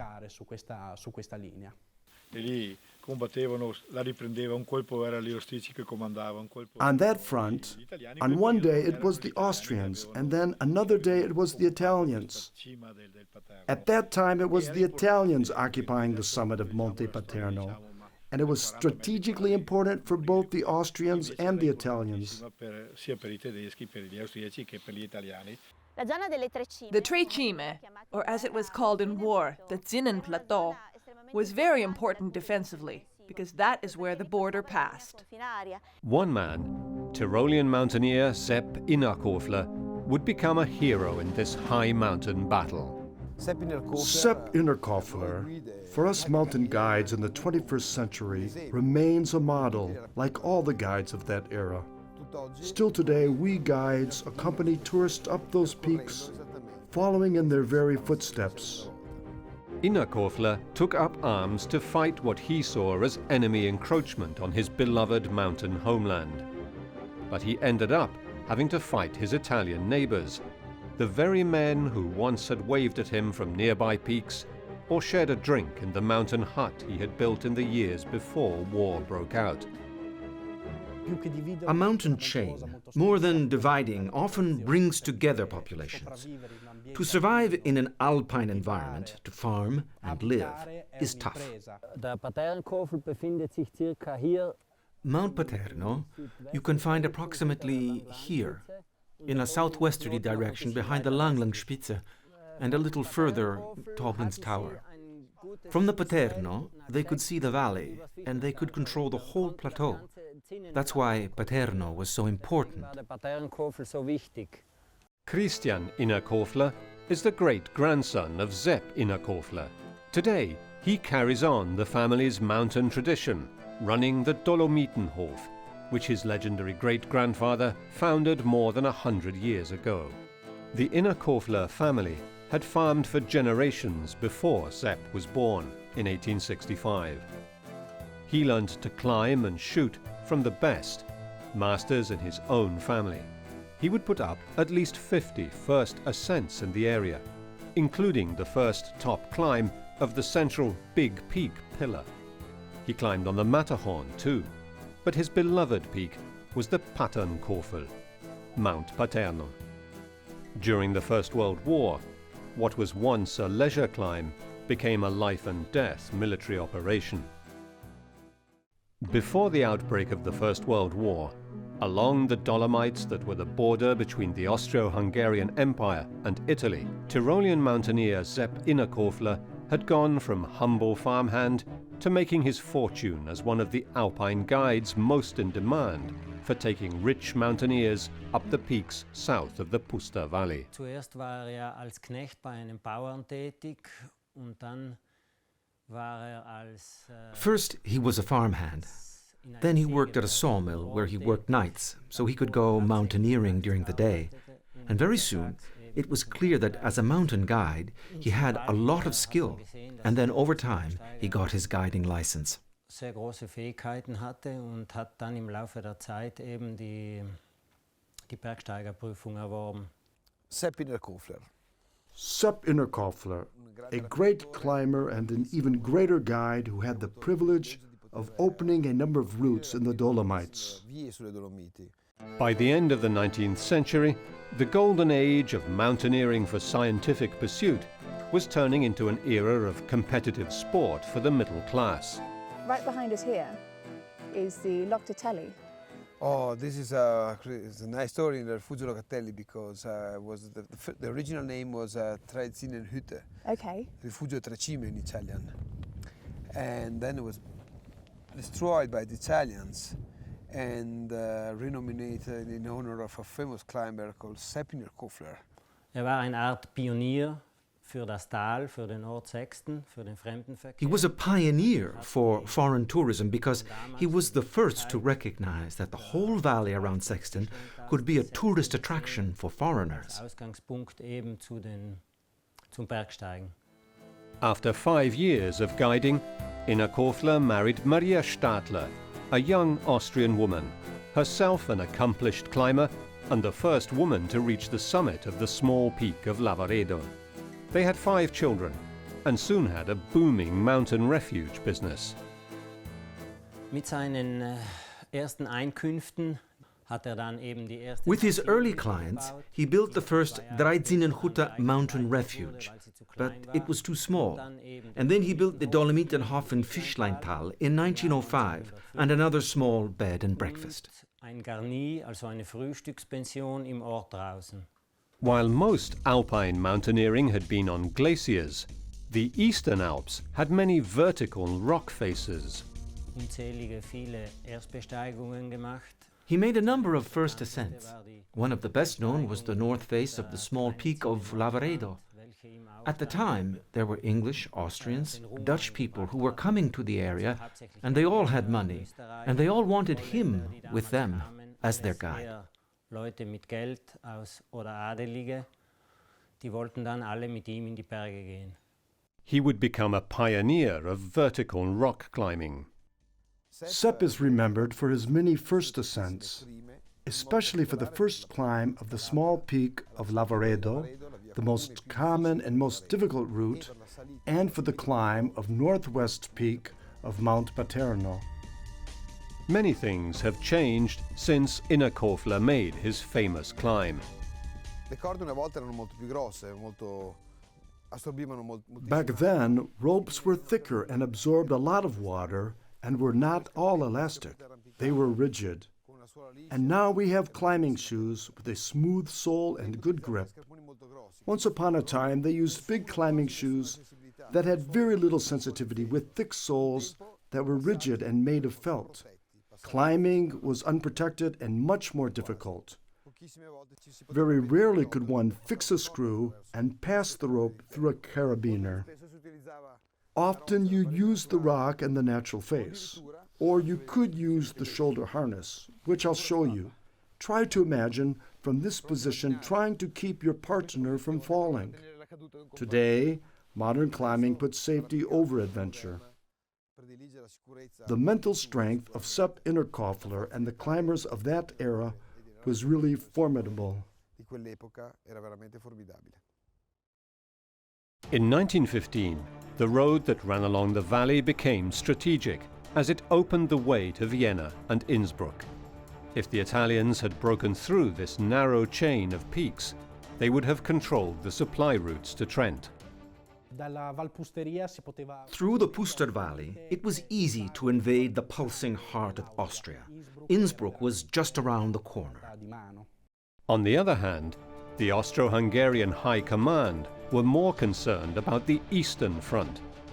The main thrust of the Italian armies was towards Gorizia, where their advances threatened to break the Austrian Empire in half. Sep Innerkofler was a member of the 3rd Company of the Standschützen, the Austrian Alpine Militia, based in Sexton. Als Italien, Österreich, Ungarn den Krieg. As Italy declared war on the Austro-Hungarian Empire, all the able-bodied men in town were sent to the other fronts. In the village, there were just older people, the youth or those who were unfit for war, and Sep was one of those. That's why he was still in town. The Standschützen were local mountain guides, porters, herders and foresters who all had the crucial survival skills for operating in high, rugged terrain. They formed flying patrols that were little more than rifle clubs subsidized by the government. But when Italy began making incursions into Austrian territories, the Emperor mobilized 38,000 of these tough local soldiers. They defended their valleys. They knew how to move in that terrain. They had a real winning aspect. They were excellent marksmen. And of course, not without reason. The people in that area lived off hunting. So, of course, for their own survival, they had to be good marksmen. Kaiserjäger, Alpine troops from the regular Austro-Hungarian army, as well as a regiment of the German Army Alpenkorps, were also deployed in the area. The 56-year-old guide was a section sergeant of a flying patrol of the top 12 climbers in town. With the few people who were left in town, mountaineers, the elderly and the young, they organized these flying patrols to be lookouts across all of the peaks of the Sexton Dolomites, so that it gave the impression that all the mountain summits were always occupied. Every day, they climbed up to the top of 2 or 3 different peaks and showed themselves in order to deceive the Italians. On the first day of war, Sep Innerkofler climbed to the top of the Monte Paterno and observed Austrian artillery rain down shells on Italian troops in the village of Misurina. The first shells were shot from the highly defended Monte Rudo, even before the ultimatum that Italy had given Austria, and they hit the saddle of Col di Mezzo and the Alpini, who were working on reinforcing the trench works. From there, Captain Mazzini, from the 58th Mountain Battery, responded, moving up to the saddle of Lavaredo on the first day of the war, and shelling and burning the Dreizinnenhütte. The Italian troops who rushed up the mountain valleys as the Austrians retreated to the peaks were the legendary Alpini. The Alpini moved fast over passes and along crests to occupy the high ground. On the other side, the Austrians were assisted by several battalions of the German Alpenkorps, but they were largely outgunned and outmanned. Sep Innerkofler knew it was vital now to occupy the peak of the mountain.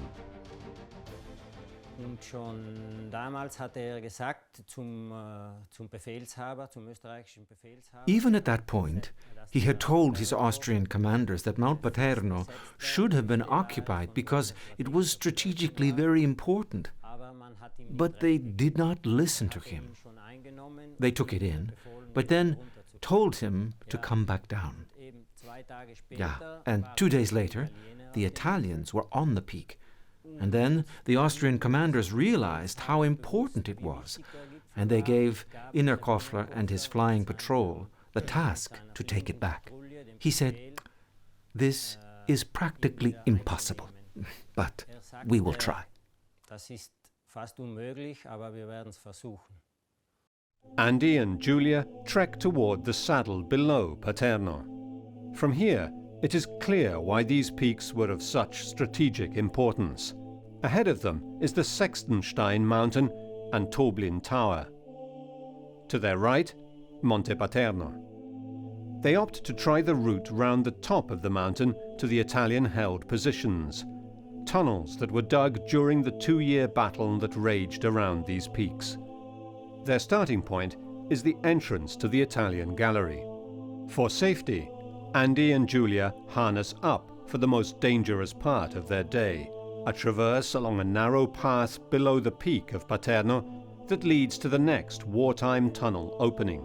The snow is high and the drop to the bottom sheer.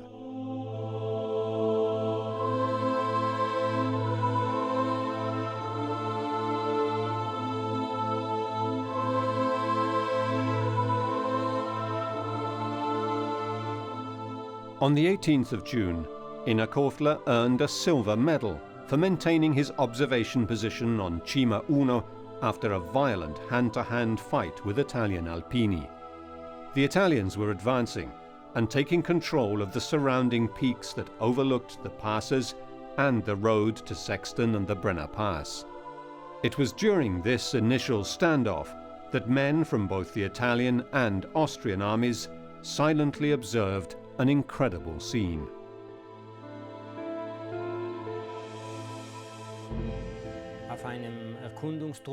There was a reconnaissance troop from the flying patrol that went behind Italian lines. And while there, he killed a chamois buck to bring back home, but it attracted attention. One of their exploration routes was discovered. The Italian troops cut off their return route, so he had to go a different way, and he ended up opening the first route behind a glacier. He brought the animal down in a dramatic scene of death, tipping off the enemy.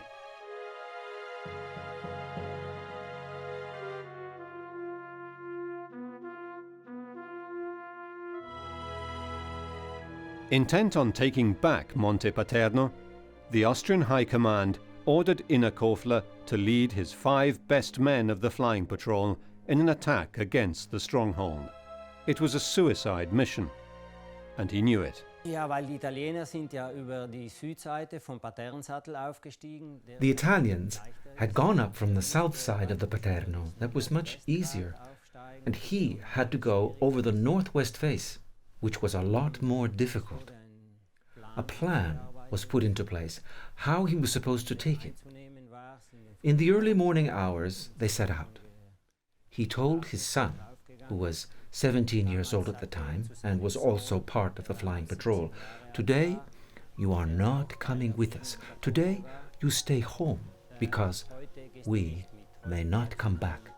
And that's how it was told to me by my grandfather, who had watched it unfold from below. The attempted climb and Battle of Monte Paterno on the 4th of July 1915 would go down as one of the greatest legends and mysteries of Alpine warfare.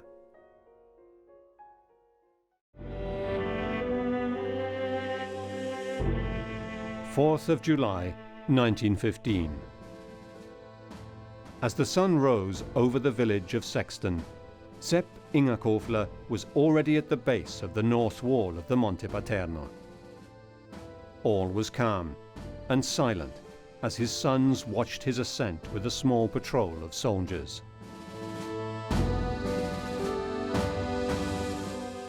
To see the exact route Innerkofler climbed, Paolo, Giulia and Andy climb toward Paterno from the location of the guide's traditional refuge, the Dreizinnenhütte. It is a spectacular view. Below Innerkofler, a platoon of 30 Austrian Landesschützen and a few military engineers, including Sep's brother, were prepared to help hold the Monte Paterno once secured. Machine gun and artillery cover was in place. The battle would be witnessed by thousands. The 6 soldiers were all renowned guides in the Sexton Valley. Armed with carbines and hand grenades, they left their barracks near the burned-out Dreizinnenhütte.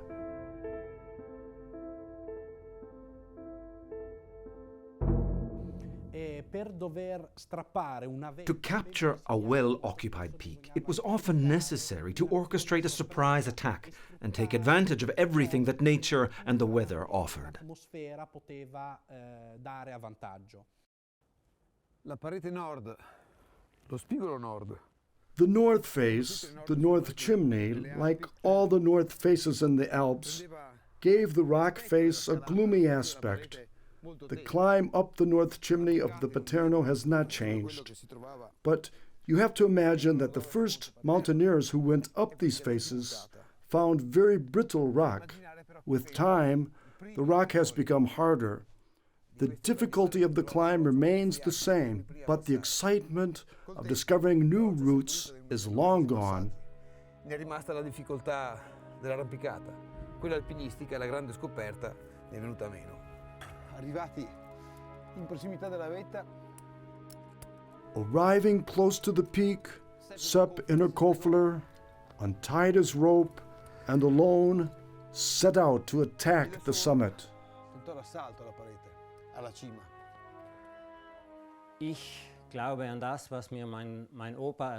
I believe what my grandfather told me.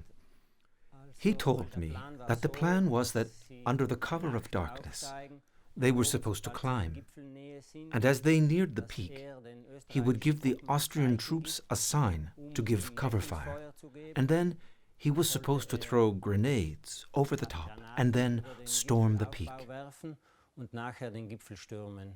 The veteran guide climbed, with no technical aids, toward the surprise assault, with artillery cover lending support. According to eyewitness reports, artillery fragments hit Sep and another climber, but they kept going. What happened when he reached the top is still the subject of heated controversy today. At the summit, Innerkofler threw 3 hand grenades into the Italian trenches, but they didn't explode.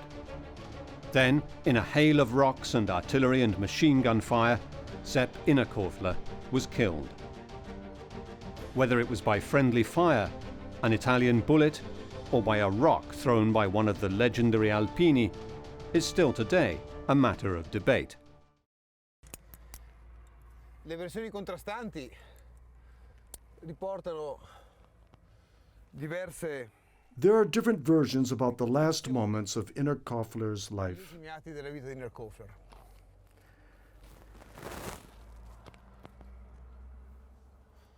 La parte sicuramente più The part that is certainly most tragic of his grand act of heroism is that he lost his life in front of his son. E che perì davanti agli occhi di suo figlio. Angelo Loschi, the stretcher-bearer, braved Austrian enemy fire and tried to descend down the opal chimney to recover the body of his dead friend. After 3 fatiguing days, the body of Sep Innerkofler was recovered, and the Alpini dug a niche on the top of Monte Paterno, and with the guide's rope they made a cross, and covered his personal objects with flowers, and Sep remained up there, in the arms of the peak of his beloved mountain, for 3 years. Today, his memory is still alive along the vie ferrate that mountaineers continue to climb, following the paths he heroically forged.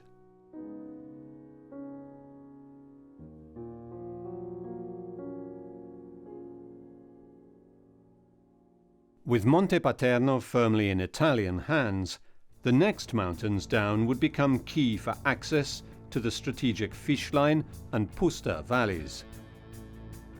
From the site of Sep Innerkofler's historical refuge, Andy and Julia have a clear view of the two positions Italy and Austria would fight for 2 years to control. Here we are just at the bottom of these two mountains. The mountain on the right, Yeah, it's called Torre di Toblin, Toblinnerkopf. Toblinnerkopf, Yes. just here. With That's the on the twin right. peaks. The twin peaks, exactly. And this one on the left is called Sasso di Sesto, Sechsterstein. Sechsterstein. Yes. Okay. Can you imagine during the war, the Italian, the war here, and the Austro-Hungarian, the war? Paolo, Giulia and Andy have reached the tunnels at the base of Monte Paterno and head inside to explore their depths. Since the Italian Alpine troops were unable to attack the Puster Valley without much more support than they had, they simply occupied the peak of the Monte Paterno. Il Monte Paterno in realtà Monte Paterno represented the linchpin of the defensive line of the Lavaredo saddle. And this was a very important defensive line that arrived all the way to Forcella Piandicengia and Collarena, so as to block the Austrians at the head of their own valleys. In the weeks that followed, the Tre Cime would become an Italian citadel of cannons, spotlights and machine gun nests. The Austrians dug into defensive positions, with cannon and mortars, and trenches connected by deep tunnels and fields of barbed wire at Schwabenaltenkopf and Rauchhofer. The Austrians' forward lookout post was on top of the Toblin Tower. The most advanced Italian outpost was on top of Monte Paterno. The area in between was exposed to deadly crossfire. Cheap, portable and easily hidden, the machine gun was the most effective weapon in these conditions, and in the hands of a well-trained gunner could control large swathes of mountainside, even an entire pass. The Alpini dug cave shelters that were connected by deep tunnels. The longest one linked the Monte Paterno position with the front line, crucial for the Italians because it allowed them to control the movements of the Austrian infantry on the plateau below, inflicting heavy losses. It's been built up to a point where I think undersized that you could maybe mount a tripod machine gun on it. Right, okay. So they've raised it and it looks back across the valley floor. Okay. Okay, so covering that ground, yeah. Could well be and of course up here the machine guns were the dominant choice really, weren't they? Because they're light, portable, yeah. You can move into any position, they cover a large area. Yeah, your machine guns, your mortars, right, and your light artillery is what you'd use actually in a battle. Right, your really heavy artillery, you're trying to pound the enemy with those, right, and dislodge him from his entrenched positions so that you can advance upon them. So this is very much a defensive gallery, but also one that provides shelter for the troops as well. In March 1917, the 3rd Company of Standschützen of Innsbruck, who were dug in at the saddle between the Tre Cime and Toblin Tower, decided to try to take the Italian position. There was a massive snowpack of over 3 meters, into which they dug a long tunnel toward the Italian position. A month later, they reached the base of the rocky outcrop, and 50 Austrians entered the Italian tunnels in a surprise attack. The Austrians took the position after an hour of fighting. The Italian counterattack forced the Austrian troops to the peak of the mountain, and eventually they retreated back to their original positions. The biggest challenge for both armies was the logistics of transport and supply in the rugged mountain terrain. Troops and mules carried supplies on their backs, with loads of up to 25 and 100 kilos respectively. A labyrinth of tunnels and cable cars were built to supply both sides as they prepared for battle.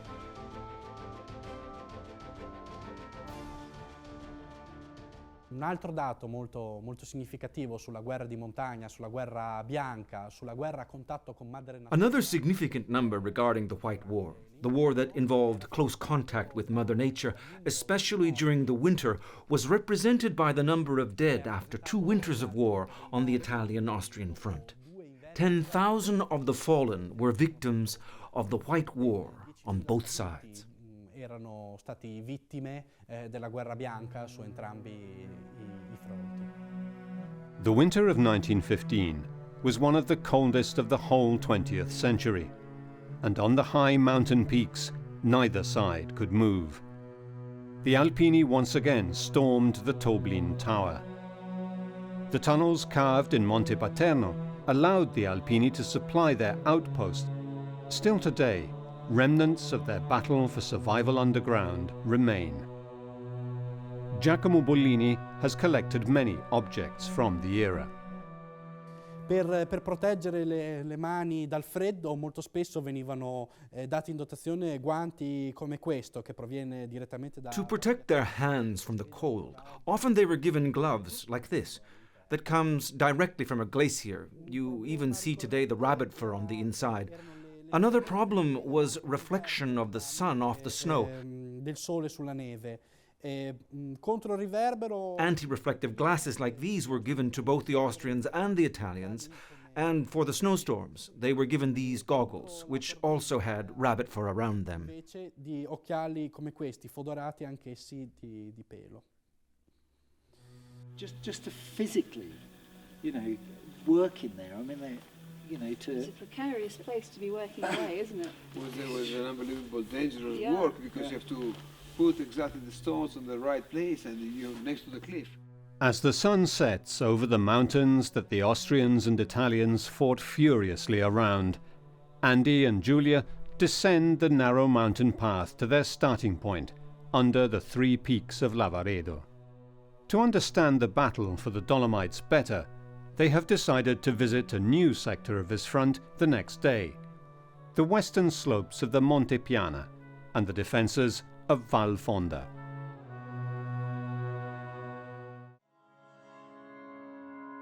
Here, in the valley between the Cristallino mountain and the Strudelkopf, stood the frontier between Italy and Austria.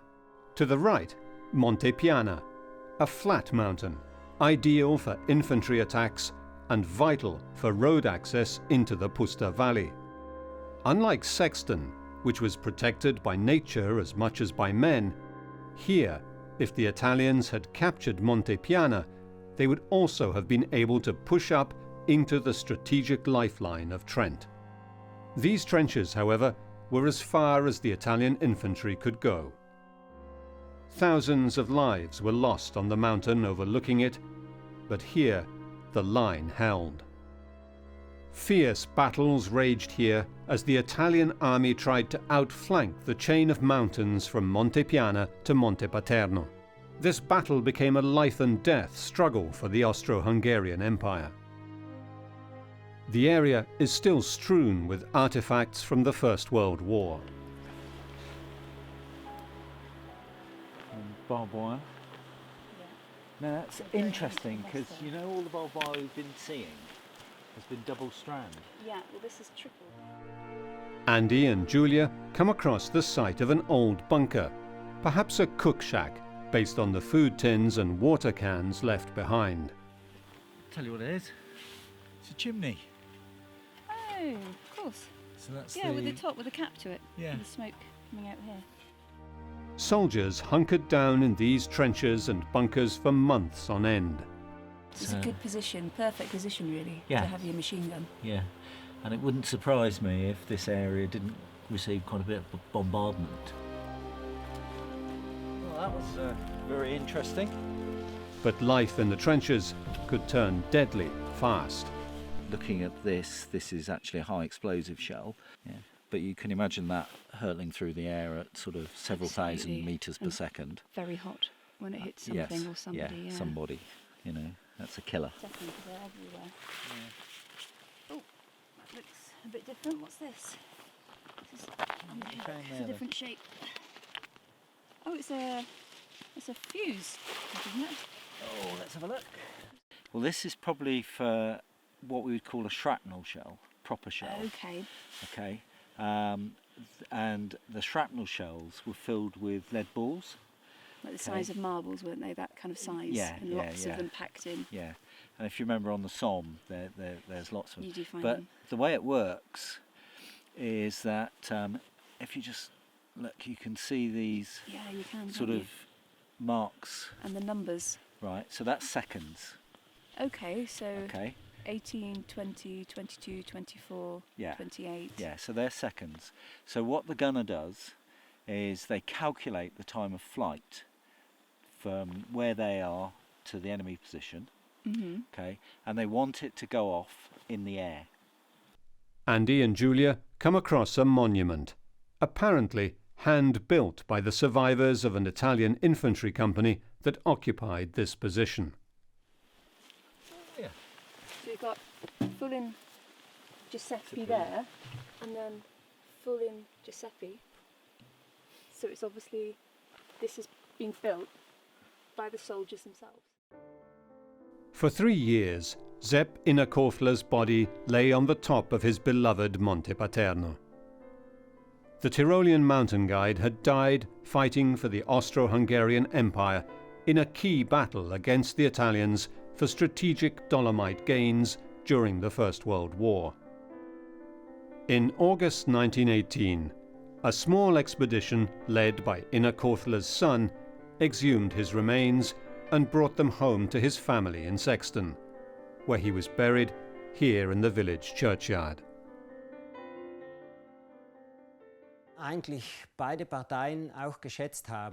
Both sides knew each other. They knew each other before the war, and they knew of each other's great skill, and there was a sense that it was absurd that he had to die at war. Innerkofler's body still lies today in the family grave in Sexton. The mystery surrounding his death, however, has never been fully dispelled.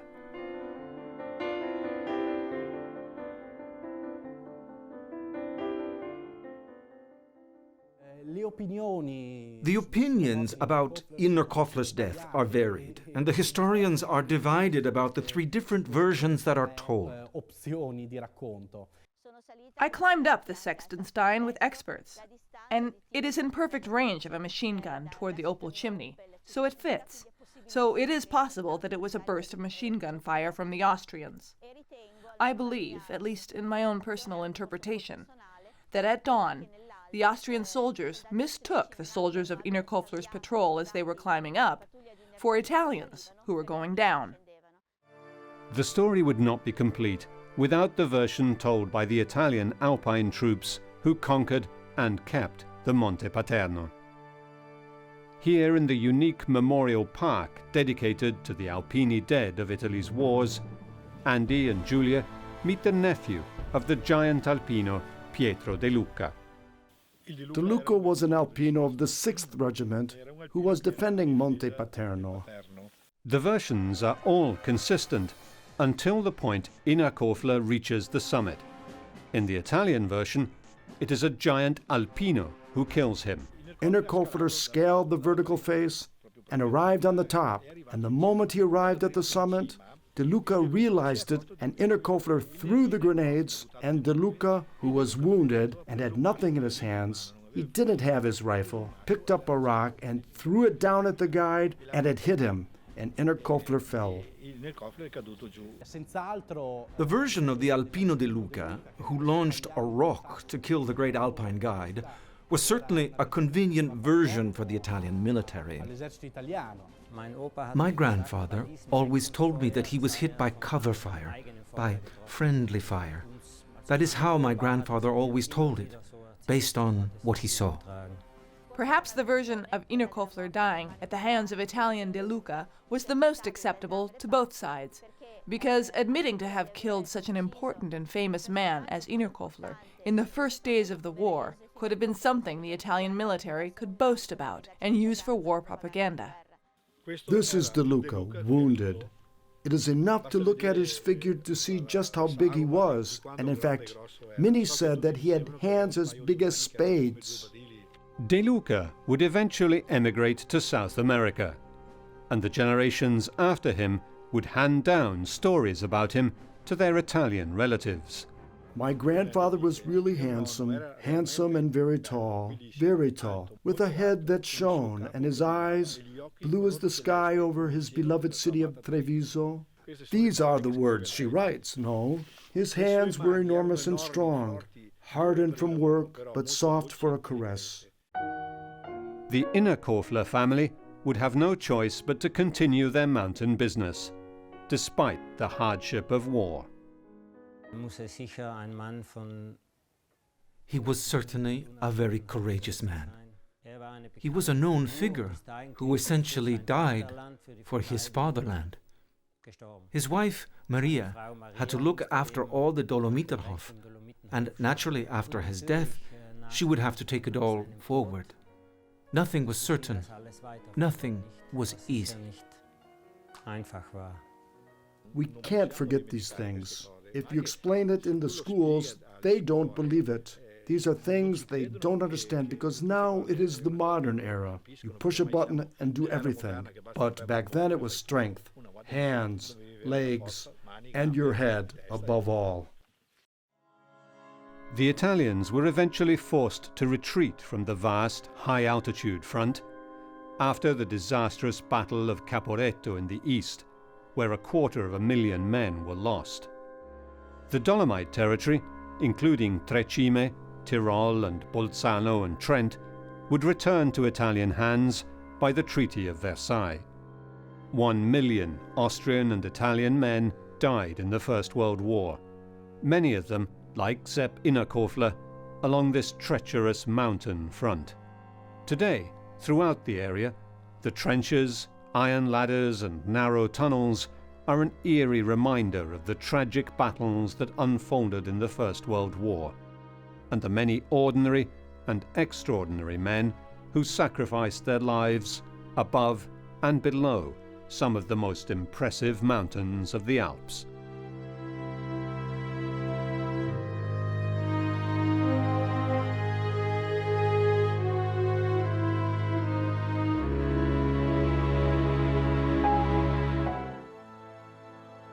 It was one of the coldest winters of the century, and thousands of men died on the highest peaks of the Dolomite Mountains. On one, Col di Lana, rather than struggle across snowfields under fire, Italian soldiers dug through rock and ice to blow up the summit of what would ever after be known as Blood Mountain.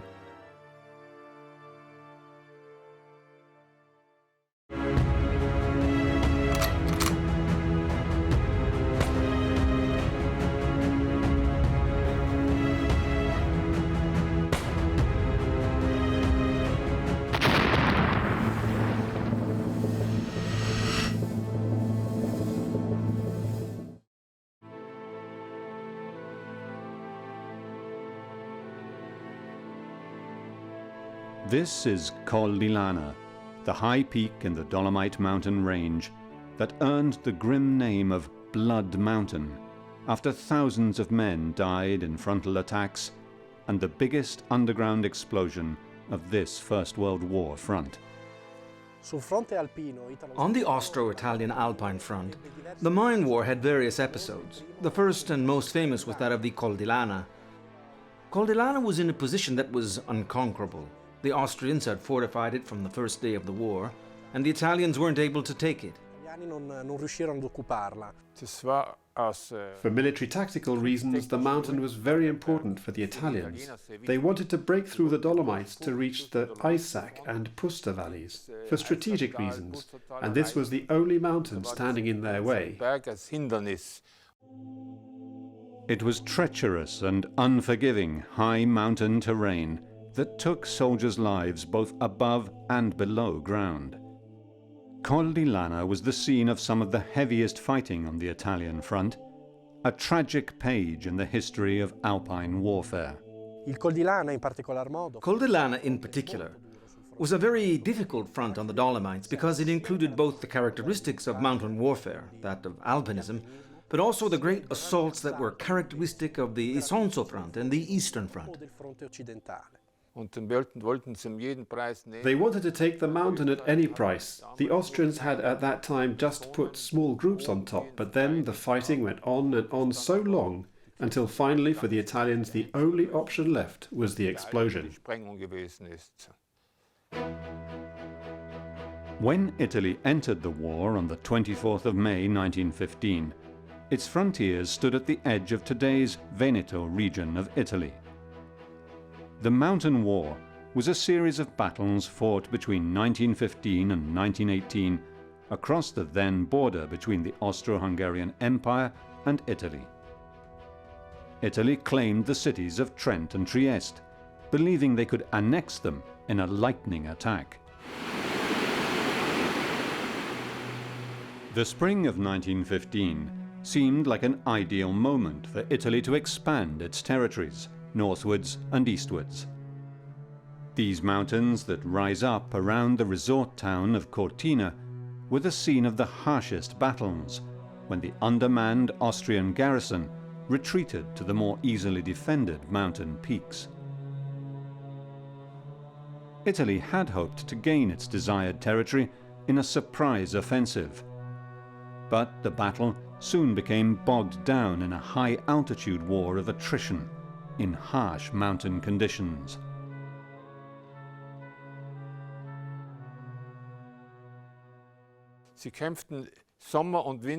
They fought in summer and winter, mostly in bad weather, when they couldn't be seen and they could storm. And in the winter there were avalanches. There were more dead from avalanches than from battles. Nature was deadly in the mountain war. Soon after fighting began, the Austrian High Command quickly ordered troops to retreat to fortified positions along the ridges. Col di Lana overlooked 3 key mountain passes, and so it was a crucial outpost for controlling the strategic valley of the Adige River and the road to Innsbruck. It became the high ground that each side absolutely had to have. Andy Hawkins and Julia Richardson are archaeologists of the British Durand Group, specialised in exploring the tunnels of the First World War. They have come from England to explore the vestiges of the largest controlled explosion in Italy from that era, the Col di Lana mine. They start their tour with the same view of the mountain that the Austrian artillery had. They meet up with their local guide, Paolo Tassi. Ciao. Ciao. Ciao. Hello. Buongiorno. Buongiorno. Col di Lana is located in the northeastern corner of Italy, close to what was the frontier with Austria at the time. Paolo will take them as far as he can by Land Rover. During 1915-1916, Italian troops from 6 regiments and several specialized battalions tried over and over again to storm the mountain, which was defended by both the German Altenkorps and later by Austrian regiments.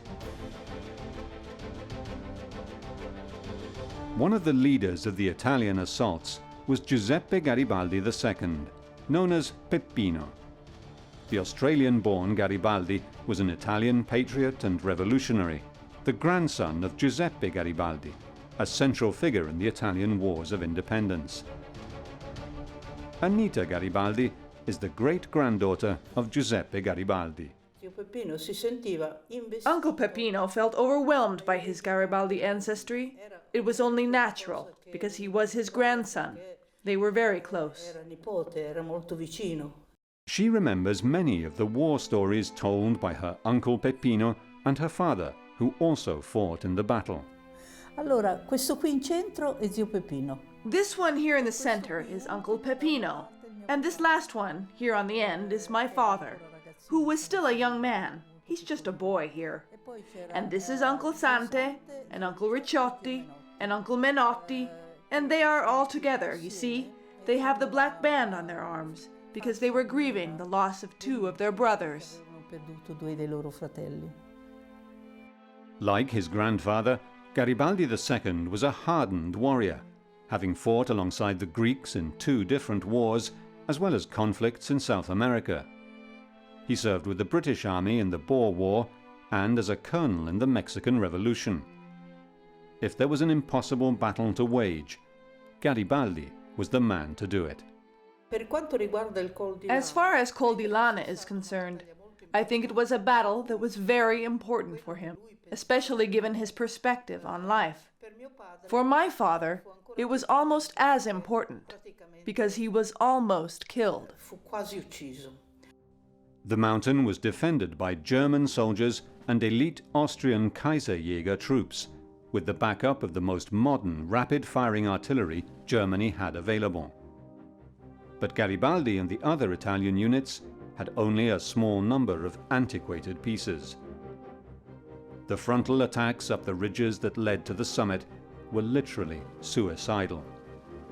Between July and October 1915, no less than 15,000 Italian soldiers were killed or wounded. However, when the elite German units were sent to the Balkan Front in August 1915, defending the mountain fell to the Landesschützen und Kaiserjäger. One of the young officers was Oberleutnant Anton von Tschurchenthaler from near Bolzano. He was commander of the 6th Company of the 2nd Tyrolean Kaiserjäger. He was a personality, a strong personality. He was nice and everybody liked him, but he was through and through a gentleman and an officer. Anton von Tschurchenthaler was to be the protagonist of one of the greatest tragedies of the White War in the high Dolomite mountain range. Summer 1915. Italy had been at war just 3 months, and infantrymen from all over the country flocked to the front. As the Italian army mobilized in patriotic spirit, military logistics proved difficult. In the summer of 1915, the Italians went into the Great War with a Carcano 1899 rifle, a rifle that was advanced at the time. It had a magazine of 6 shots, and at the time the Austrians had only 5. The Italians had a knapsack for the hand grenades and also for personal use, for rations, and a backpack full of all the equipment they needed, their mess kit, shovels, pickaxe, bayonet, which, with all these things, weighed over 20 kilograms. Hundreds of thousands of soldiers were drafted from all over the country and organized into brigades of 2 regiments each, often with no military training. This is a typical Italian infantry soldier from 1915. Dressed in a grey-green uniform, equipped initially with only a soft hat. The helmet was given to the infantry soldiers only after a year of war. This helmet, the Adrian model, was inspired by the helmet of the French firefighters. Only in 1916 were the Italians able to produce their own helmet, which was based on the Adrian model. The Italian army was mobilized so quickly that much of the war manufacturing was based on quantity, not quality. Italian soldiers were only given 1 pair of socks, so these wool wraps became a critical part of the uniform. Another disadvantage of the Italian military, and in particular the equipment of the Italian infantry, were their shoes. The material the Italian shoes were made of would disintegrate. In fact, a lot of witnesses from the time described them as seemingly made of cardboard. Like most armies on the Western Front, the Italian High Command failed to understand how technology had changed the face of war. The machine gun, which proved decisive on the First World War battlefields, was a fairly primitive device when war began in August 1914. The machine gun had different inventors, but the most famous machine gun was created by Hiram Maxim, an American, who had simply studied a specific mechanism by which, by keeping the trigger pressed down, one could shoot the weapon, taking advantage of the energy of the recoil. Hiram Maxim must have earned a lot of money, as afterwards he was the first to build a machine gun that was truly adapted for practical use. The weapon was distributed in much of the world. The Maxim system was chosen by the Russians, the Swiss, Balkan countries, and of course, Germany. The machine gun recovered the gas from each shot to recock the firing pin and reload a new round automatically. Early water-cooled designs fired up to 600 rounds a minute. Artillery was the main new devastating element of modern warfare. Dozens of new kinds of rapid-fire cannons and mortars were being developed. These modern weapons killed thousands during early frontal attacks. Andy, Julia and their guide have arrived at the base of the mountain and begin preparing for their long ascent. They follow the route Italian infantry climbed to reach their starting points for the attacks against well-defended Austrian positions. The attacks on the Col di Lana began on the eastern side of the hill, where the Italian line formed a natural salient. Two steep gullies rose to the summit between well-defended ridges. To the north was the ridge known as Castello Ridge. To the southeast, two ridges, the Agai and the Salesei, led up to a cliff nicknamed Napoleon's Hat due to its characteristic shape. Below that was the well-prepared Austrian redoubt known as Infanteriestellung 1.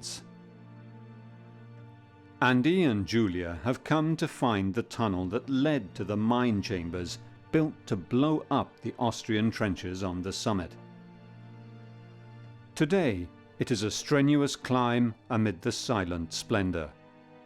But a century ago, these same rock faces echoed the dreadful clamor of shelling and gunfire.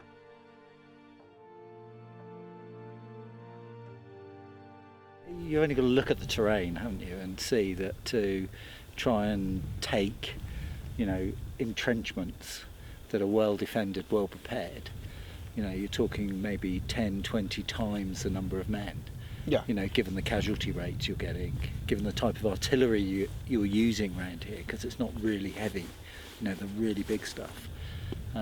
So incredibly difficult. All through the summer of 1915, attacks on the side of the mountain failed, as Italian infantry tried to storm Col di Lana from the northeast with little artillery support, while under heavy bombardment by the Austrians.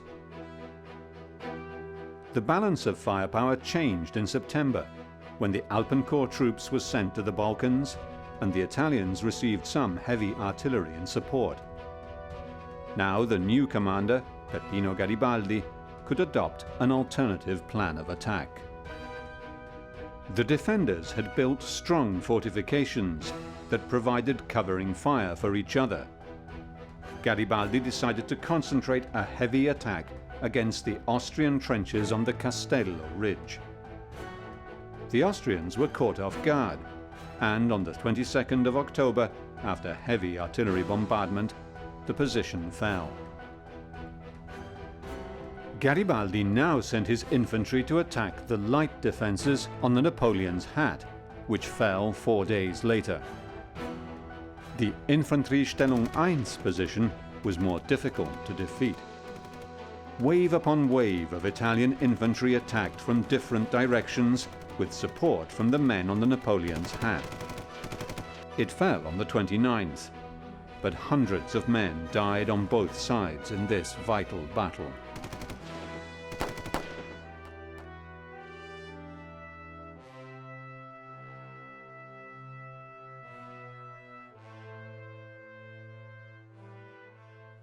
Andy and Julia have reached the base of the Napoleon's Hat, the location of the heavily defended Infanteriestellung 1. The Italians still had to climb a long way to the top. Every time the Italian infantry attacked, it was open to massive enemy artillery fire. But slowly they moved up the mountain, building temporary shelters in the rock. On the 8th of November, they were at the barbed wire defences of the summit and began cutting them. Infantrymen poured into the Austrian trenches, but Italian losses were so heavy that they could hold them for a few hours only. The Austrian counterattack and artillery bombardment pushed them back to a safer place below the crest, where they dug in.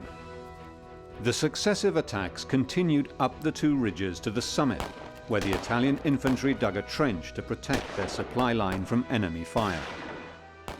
The carnage during the assaults on the summit was horrific, with hundreds of men dying each time.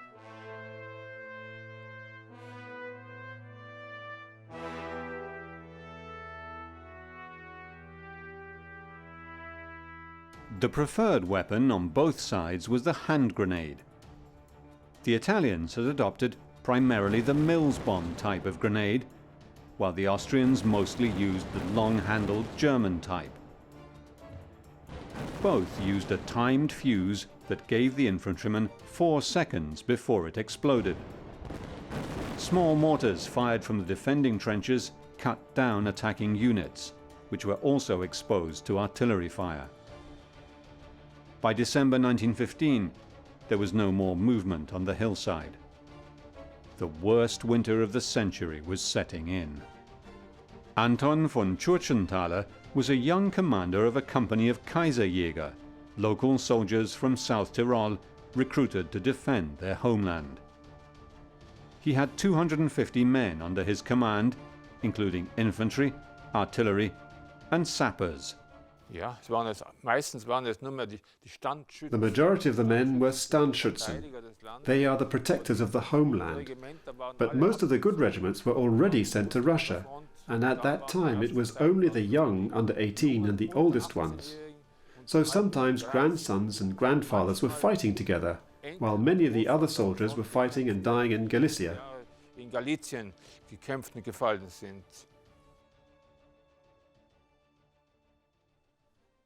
The Austrian troops occupied this tiny, impregnable spot on the summit. The companies would work in week-long shifts. Their trenches were well built of stone and sandbags with barbed wire entanglements. Their sleeping quarters were in the tiny rock cavern on the side of the mountain, where they would take refuge from the cold and snow. In December 1915, temperatures plummeted. L'inverno 1915 fu uno dei più nevosi e più freddi dell'intero secolo. The winter of 1915 was one of the snowiest and coldest of the century. Obviously, the snow was an enemy, even worse than the human adversary in flesh and blood. The avalanches were a daily problem for Austrian and Italian soldiers, and often the avalanches were created like a mine by the opposite side, and explosions were used to set them off and to make things difficult for the enemy. Per mettere in difficoltà con esplosioni l'avversario. The harsh winters of World War I killed 60,000 Italians and Austrians all told. The cruelty of nature nearly outweighed the cruelty of war. After dozens of futile frontal attacks, the local Italian commander decided it was now time to rethink the campaign. January 1916.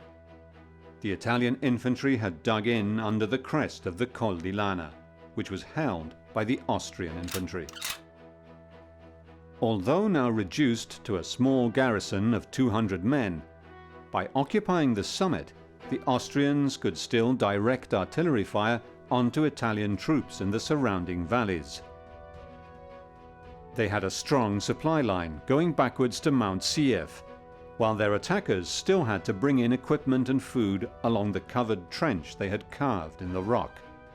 As Andy, Giulia and Paolo make their way up the Italian supply trench, it becomes clear what a difficult task it must have been for soldiers on both sides.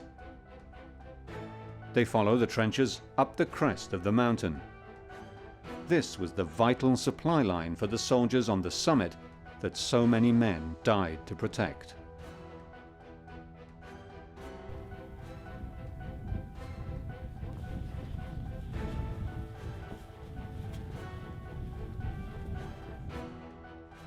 Frustrated by their inability to take Col di Lana by storm, the Italians brought one of their best engineers to the front to plan a different kind of attack, this time from underground.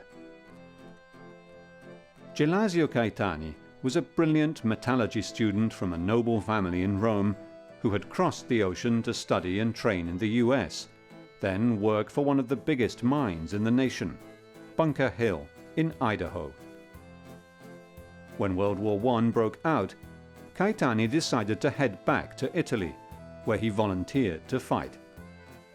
He was appointed a lieutenant in the 1st Regiment of Diggers and Miners. To take the strategic peak, which was an important lookout post for the Austrian artillery, the Italians, in particular this genius Lieutenant Caetani, created this plan for a mine tunnel in a V-shape that would have 2 explosive chambers that would impact the peak directly. Caetani settled into this tiny mountain hut headquarters near the Col di Lana front lines and began plotting how best to blow up the Austrian positions. During the day, he supervised the digging of the tunnel and the engineering of the mines. At night, he wrote letters to family and friends and tried, with his comrades, to make the best of the cold, grim conditions. The plan was to dig a tunnel under the Austrian positions with 2 explosives chambers.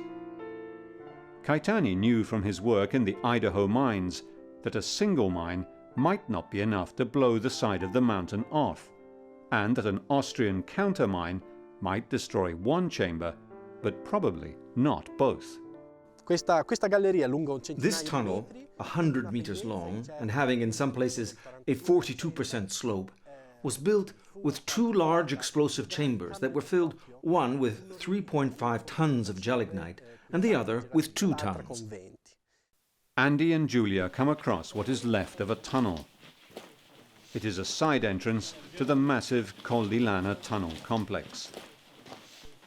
Further to the left is what remains of Caetani's original entrance.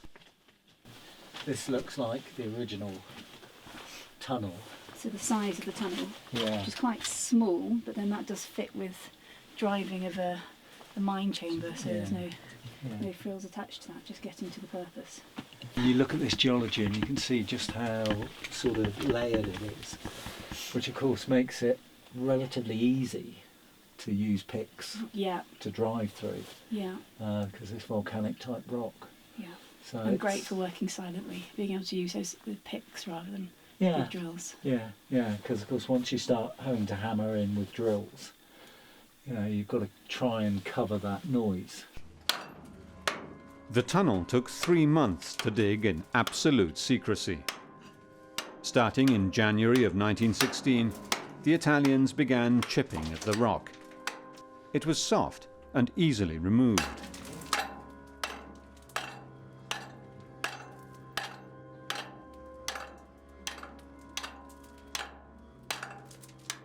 But you've got all the spoil to get out. Of course, yeah.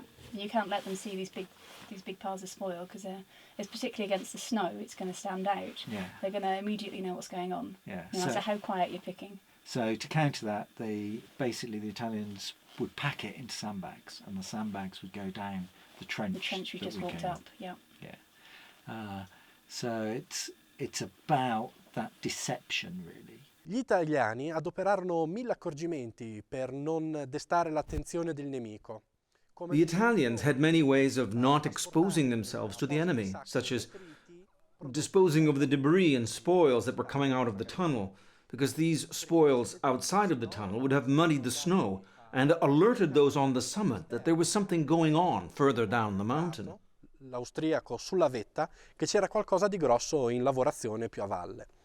The Austrian garrison was well placed to defend the summit, with a protected supply line from the next mountain down, Mount Siev. Regularly relieved, morale was high, and the troops were confident that they could hold out for a long time.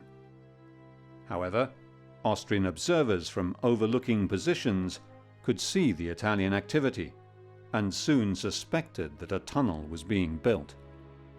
Gli austriaci, nonostante tutto questo, The Austrians, despite these efforts, became aware of the Italian project, and they immediately started building a tunnel for a countermine that was right over the Italian tunnel, with the goal of destroying the Italian mine. saltare per aria I lavori di mine italiani. Ist von oben aus schon ein sehr guter Einblick hinunter gewesen, weil ein Berg so hinauf. From above, there was a very good view of below, because that is how the mountain was situated. But there were so few troops that the Italians could get close. But they could not take it, until in the end the explosion became the only option. It was the first time an occupied mountain peak was taken by explosion. Aber das war die erste Eroberung eines Berges mittels einer Sprengung.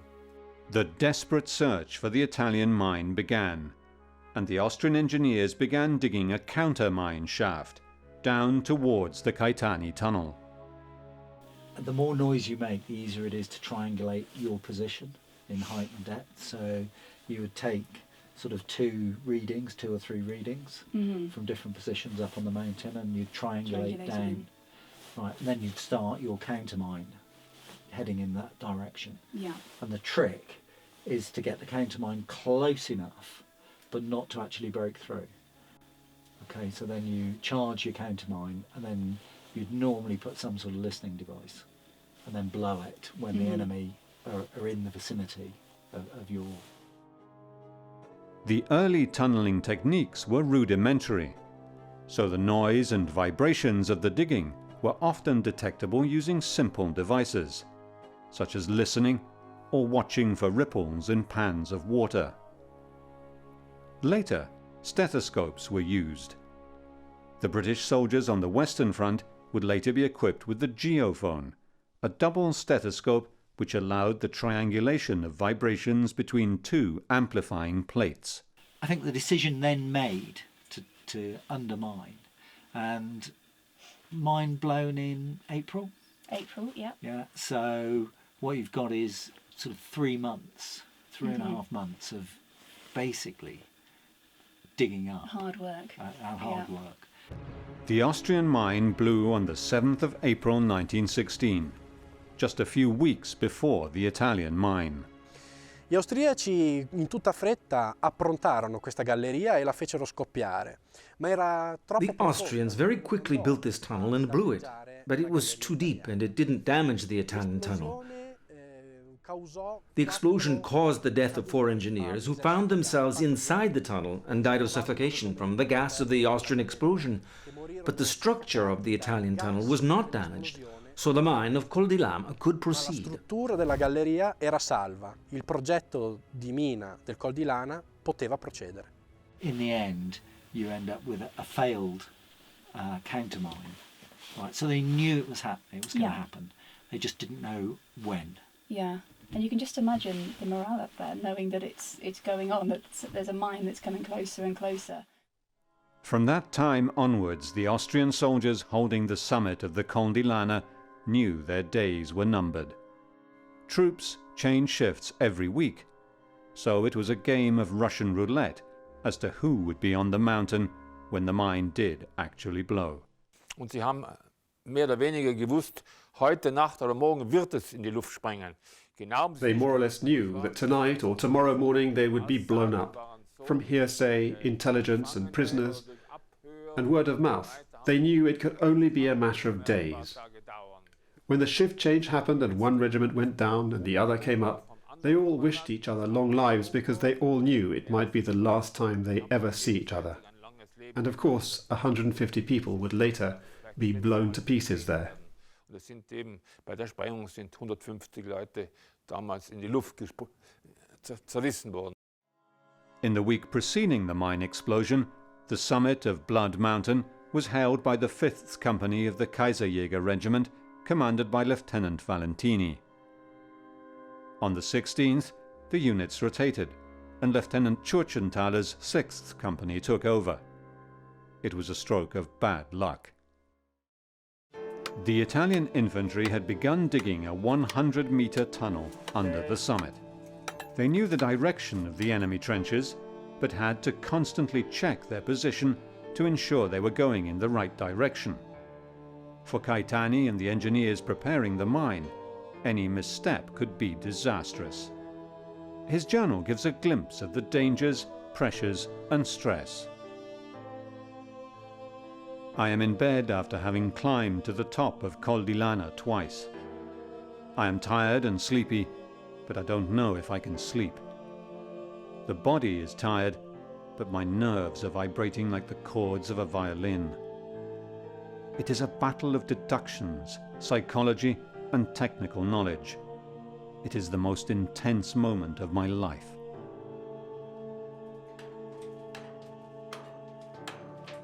Digging using picks was laborious work, but at times the Italians came across harder rock and had to turn to explosives. In order to cover the sound of the explosive charges, they called in artillery fire to confuse the Austrian defenders. Every move was calculated to deceive. So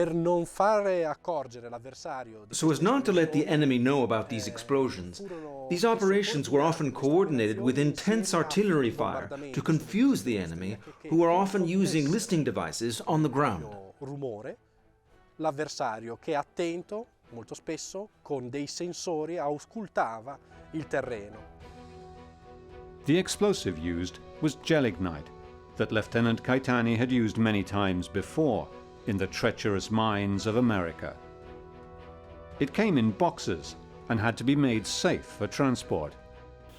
We're using about 5 tons of gelignite. Now, that's a blasting explosive, a quarrying explosives. Okay. Okay, and it's primarily a derivative of nitroglycerine, so it contains nitroglycerine. But what they do is they include desensitizers, so waxes and sawdust and things like that. So it usually comes in cartridges when they're blasting. And the reason you desensitize it is because nitroglycerine is a very sensitive explosive. Lieutenant Churchenthaler was alarmed by the behaviour of the Italian infantry. Terrifyingly, they had heard them drilling. But then, eerie silence. They heard the drilling. They knew that after the drilling would come an explosion. They knew that after there was no more drilling and they saw there were no more materials coming out, they knew now they're very close to us and soon they will blow us. And from prisoners and so on, they were able to say with fairly good accuracy when it would be. Churchenthaler withdrew as many of his troops into the cavern as he could, leaving only a few sentinels outside to watch the enemy activity. He knew a massive attack was being readied and sent a runner down the mountain to the nearby headquarters, pleading for reinforcements. After months of meticulous planning, engineering and digging, the moment had finally come to blow Col di Lana. We can barely breathe. If the fan breaks, we are lost. We can hear the enemy walking overhead, picking. Everything is being done in absolute silence. We are even barefoot, so as not to make any sound. But the work is finished. I will alert the division. It is time for action. Engineer Caetani closed the mine chamber with sandbags, an operation known as tamping, in order to force the explosive energy upwards. At 11:35 p.m. on April the 16th, 1916, Engineer Caetani gave the signal. There was a moment of silence that seemed never ending, and then a deafening detonation as the mine blew apart the mountain. Lo scoppio fu talmente potente che chi osservava da lontano la cima del Col di Lana. The explosion was so powerful that you could see it from afar. It seemed for a moment a true volcano. Many of the residents of the Val Badia below, many kilometers away from Col di Lana, said they could feel the explosion shake their homes. Raccontarono che lo scoppio fu percepito nettamente fin nelle loro abitazioni. Rocks and debris were sprayed high into the night sky. Earth and boulders rolled down the mountain's flanks into the valleys below. For Caetani and his men, the moment immediately after the blast was terrifying. For a moment, my heart trembled. I thought we were all buried alive. But no, the entry of the tunnel had only been a third closed. And in that very moment, our artillery opened heavy fire on the right side of Col di Lana.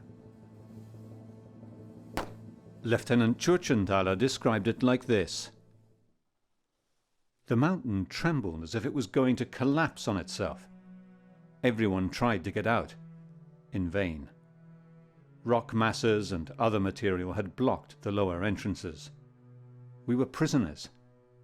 The tunnel entrance was quickly reopened, but the tremendous artillery fire made it impossible to exit. Anybody who risked going out would have faced certain death. A part of the mountain collapsed with the soldiers on it. The ground was littered with bodies. At least 150 of Tschurchenthaler's men had been blown to bits. They were waiting for death, because no one knew exactly when the explosion would be. They were on top of the peak and under the peak. On the peak there was a tiny group of 250 men, and under there were 50, 60 in a cavern. And they were stuck in a cavern. The survivors of the small garrison were packed into the cavern with Tschurchenthaler. They were alive, but they could hardly breathe, and he knew they could not hold out for long. I think it was an emergency decision. As an officer, he knew there was no other option for his soldiers. He knew that if they stayed shut in that cavern, they would lose all their oxygen. The Austrians trapped with Tschurchenthaler under Col di Lana were prepared for their last fight. As Tschurchenthaler would later recall to his nephew when the two visited the cavern together, it was becoming clear they might not survive much longer. They had no more oxygen. The gas went in from the explosion and they tried using clothes and blankets to wave the gas out, but it was useless. They knew they were going to run out of air. The Italian infantry swarmed into the Austrian trenches, while the dozens of survivors remained barricaded in the small cave. Their commander had to make a snap decision, one that would save the lives of his men. It would have made no sense to stay. They were 80 men in a hole. It was so small. I have no idea how 80 men could have fit in there. For anyone going out, it would have been a suicide, because it would have taken just one Italian to throw a grenade in, and they would have all been blown sky high. He made a decision, as a commander, to take off his weapons and to go tell the Italians, "We are surrendering. We have no more will to fight."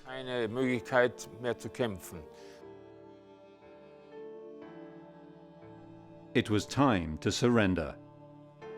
Tschurchenthaler led his troops out to where the Italian infantry waited and handed over his weapon.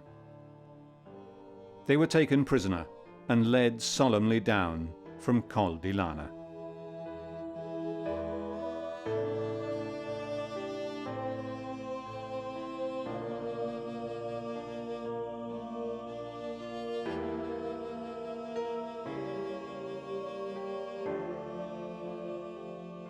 Your objective in blowing the mine is not only to destroy the enemy defences, to kill as many as you can, but to demoralise them, so you disrupt their entire ability to defend.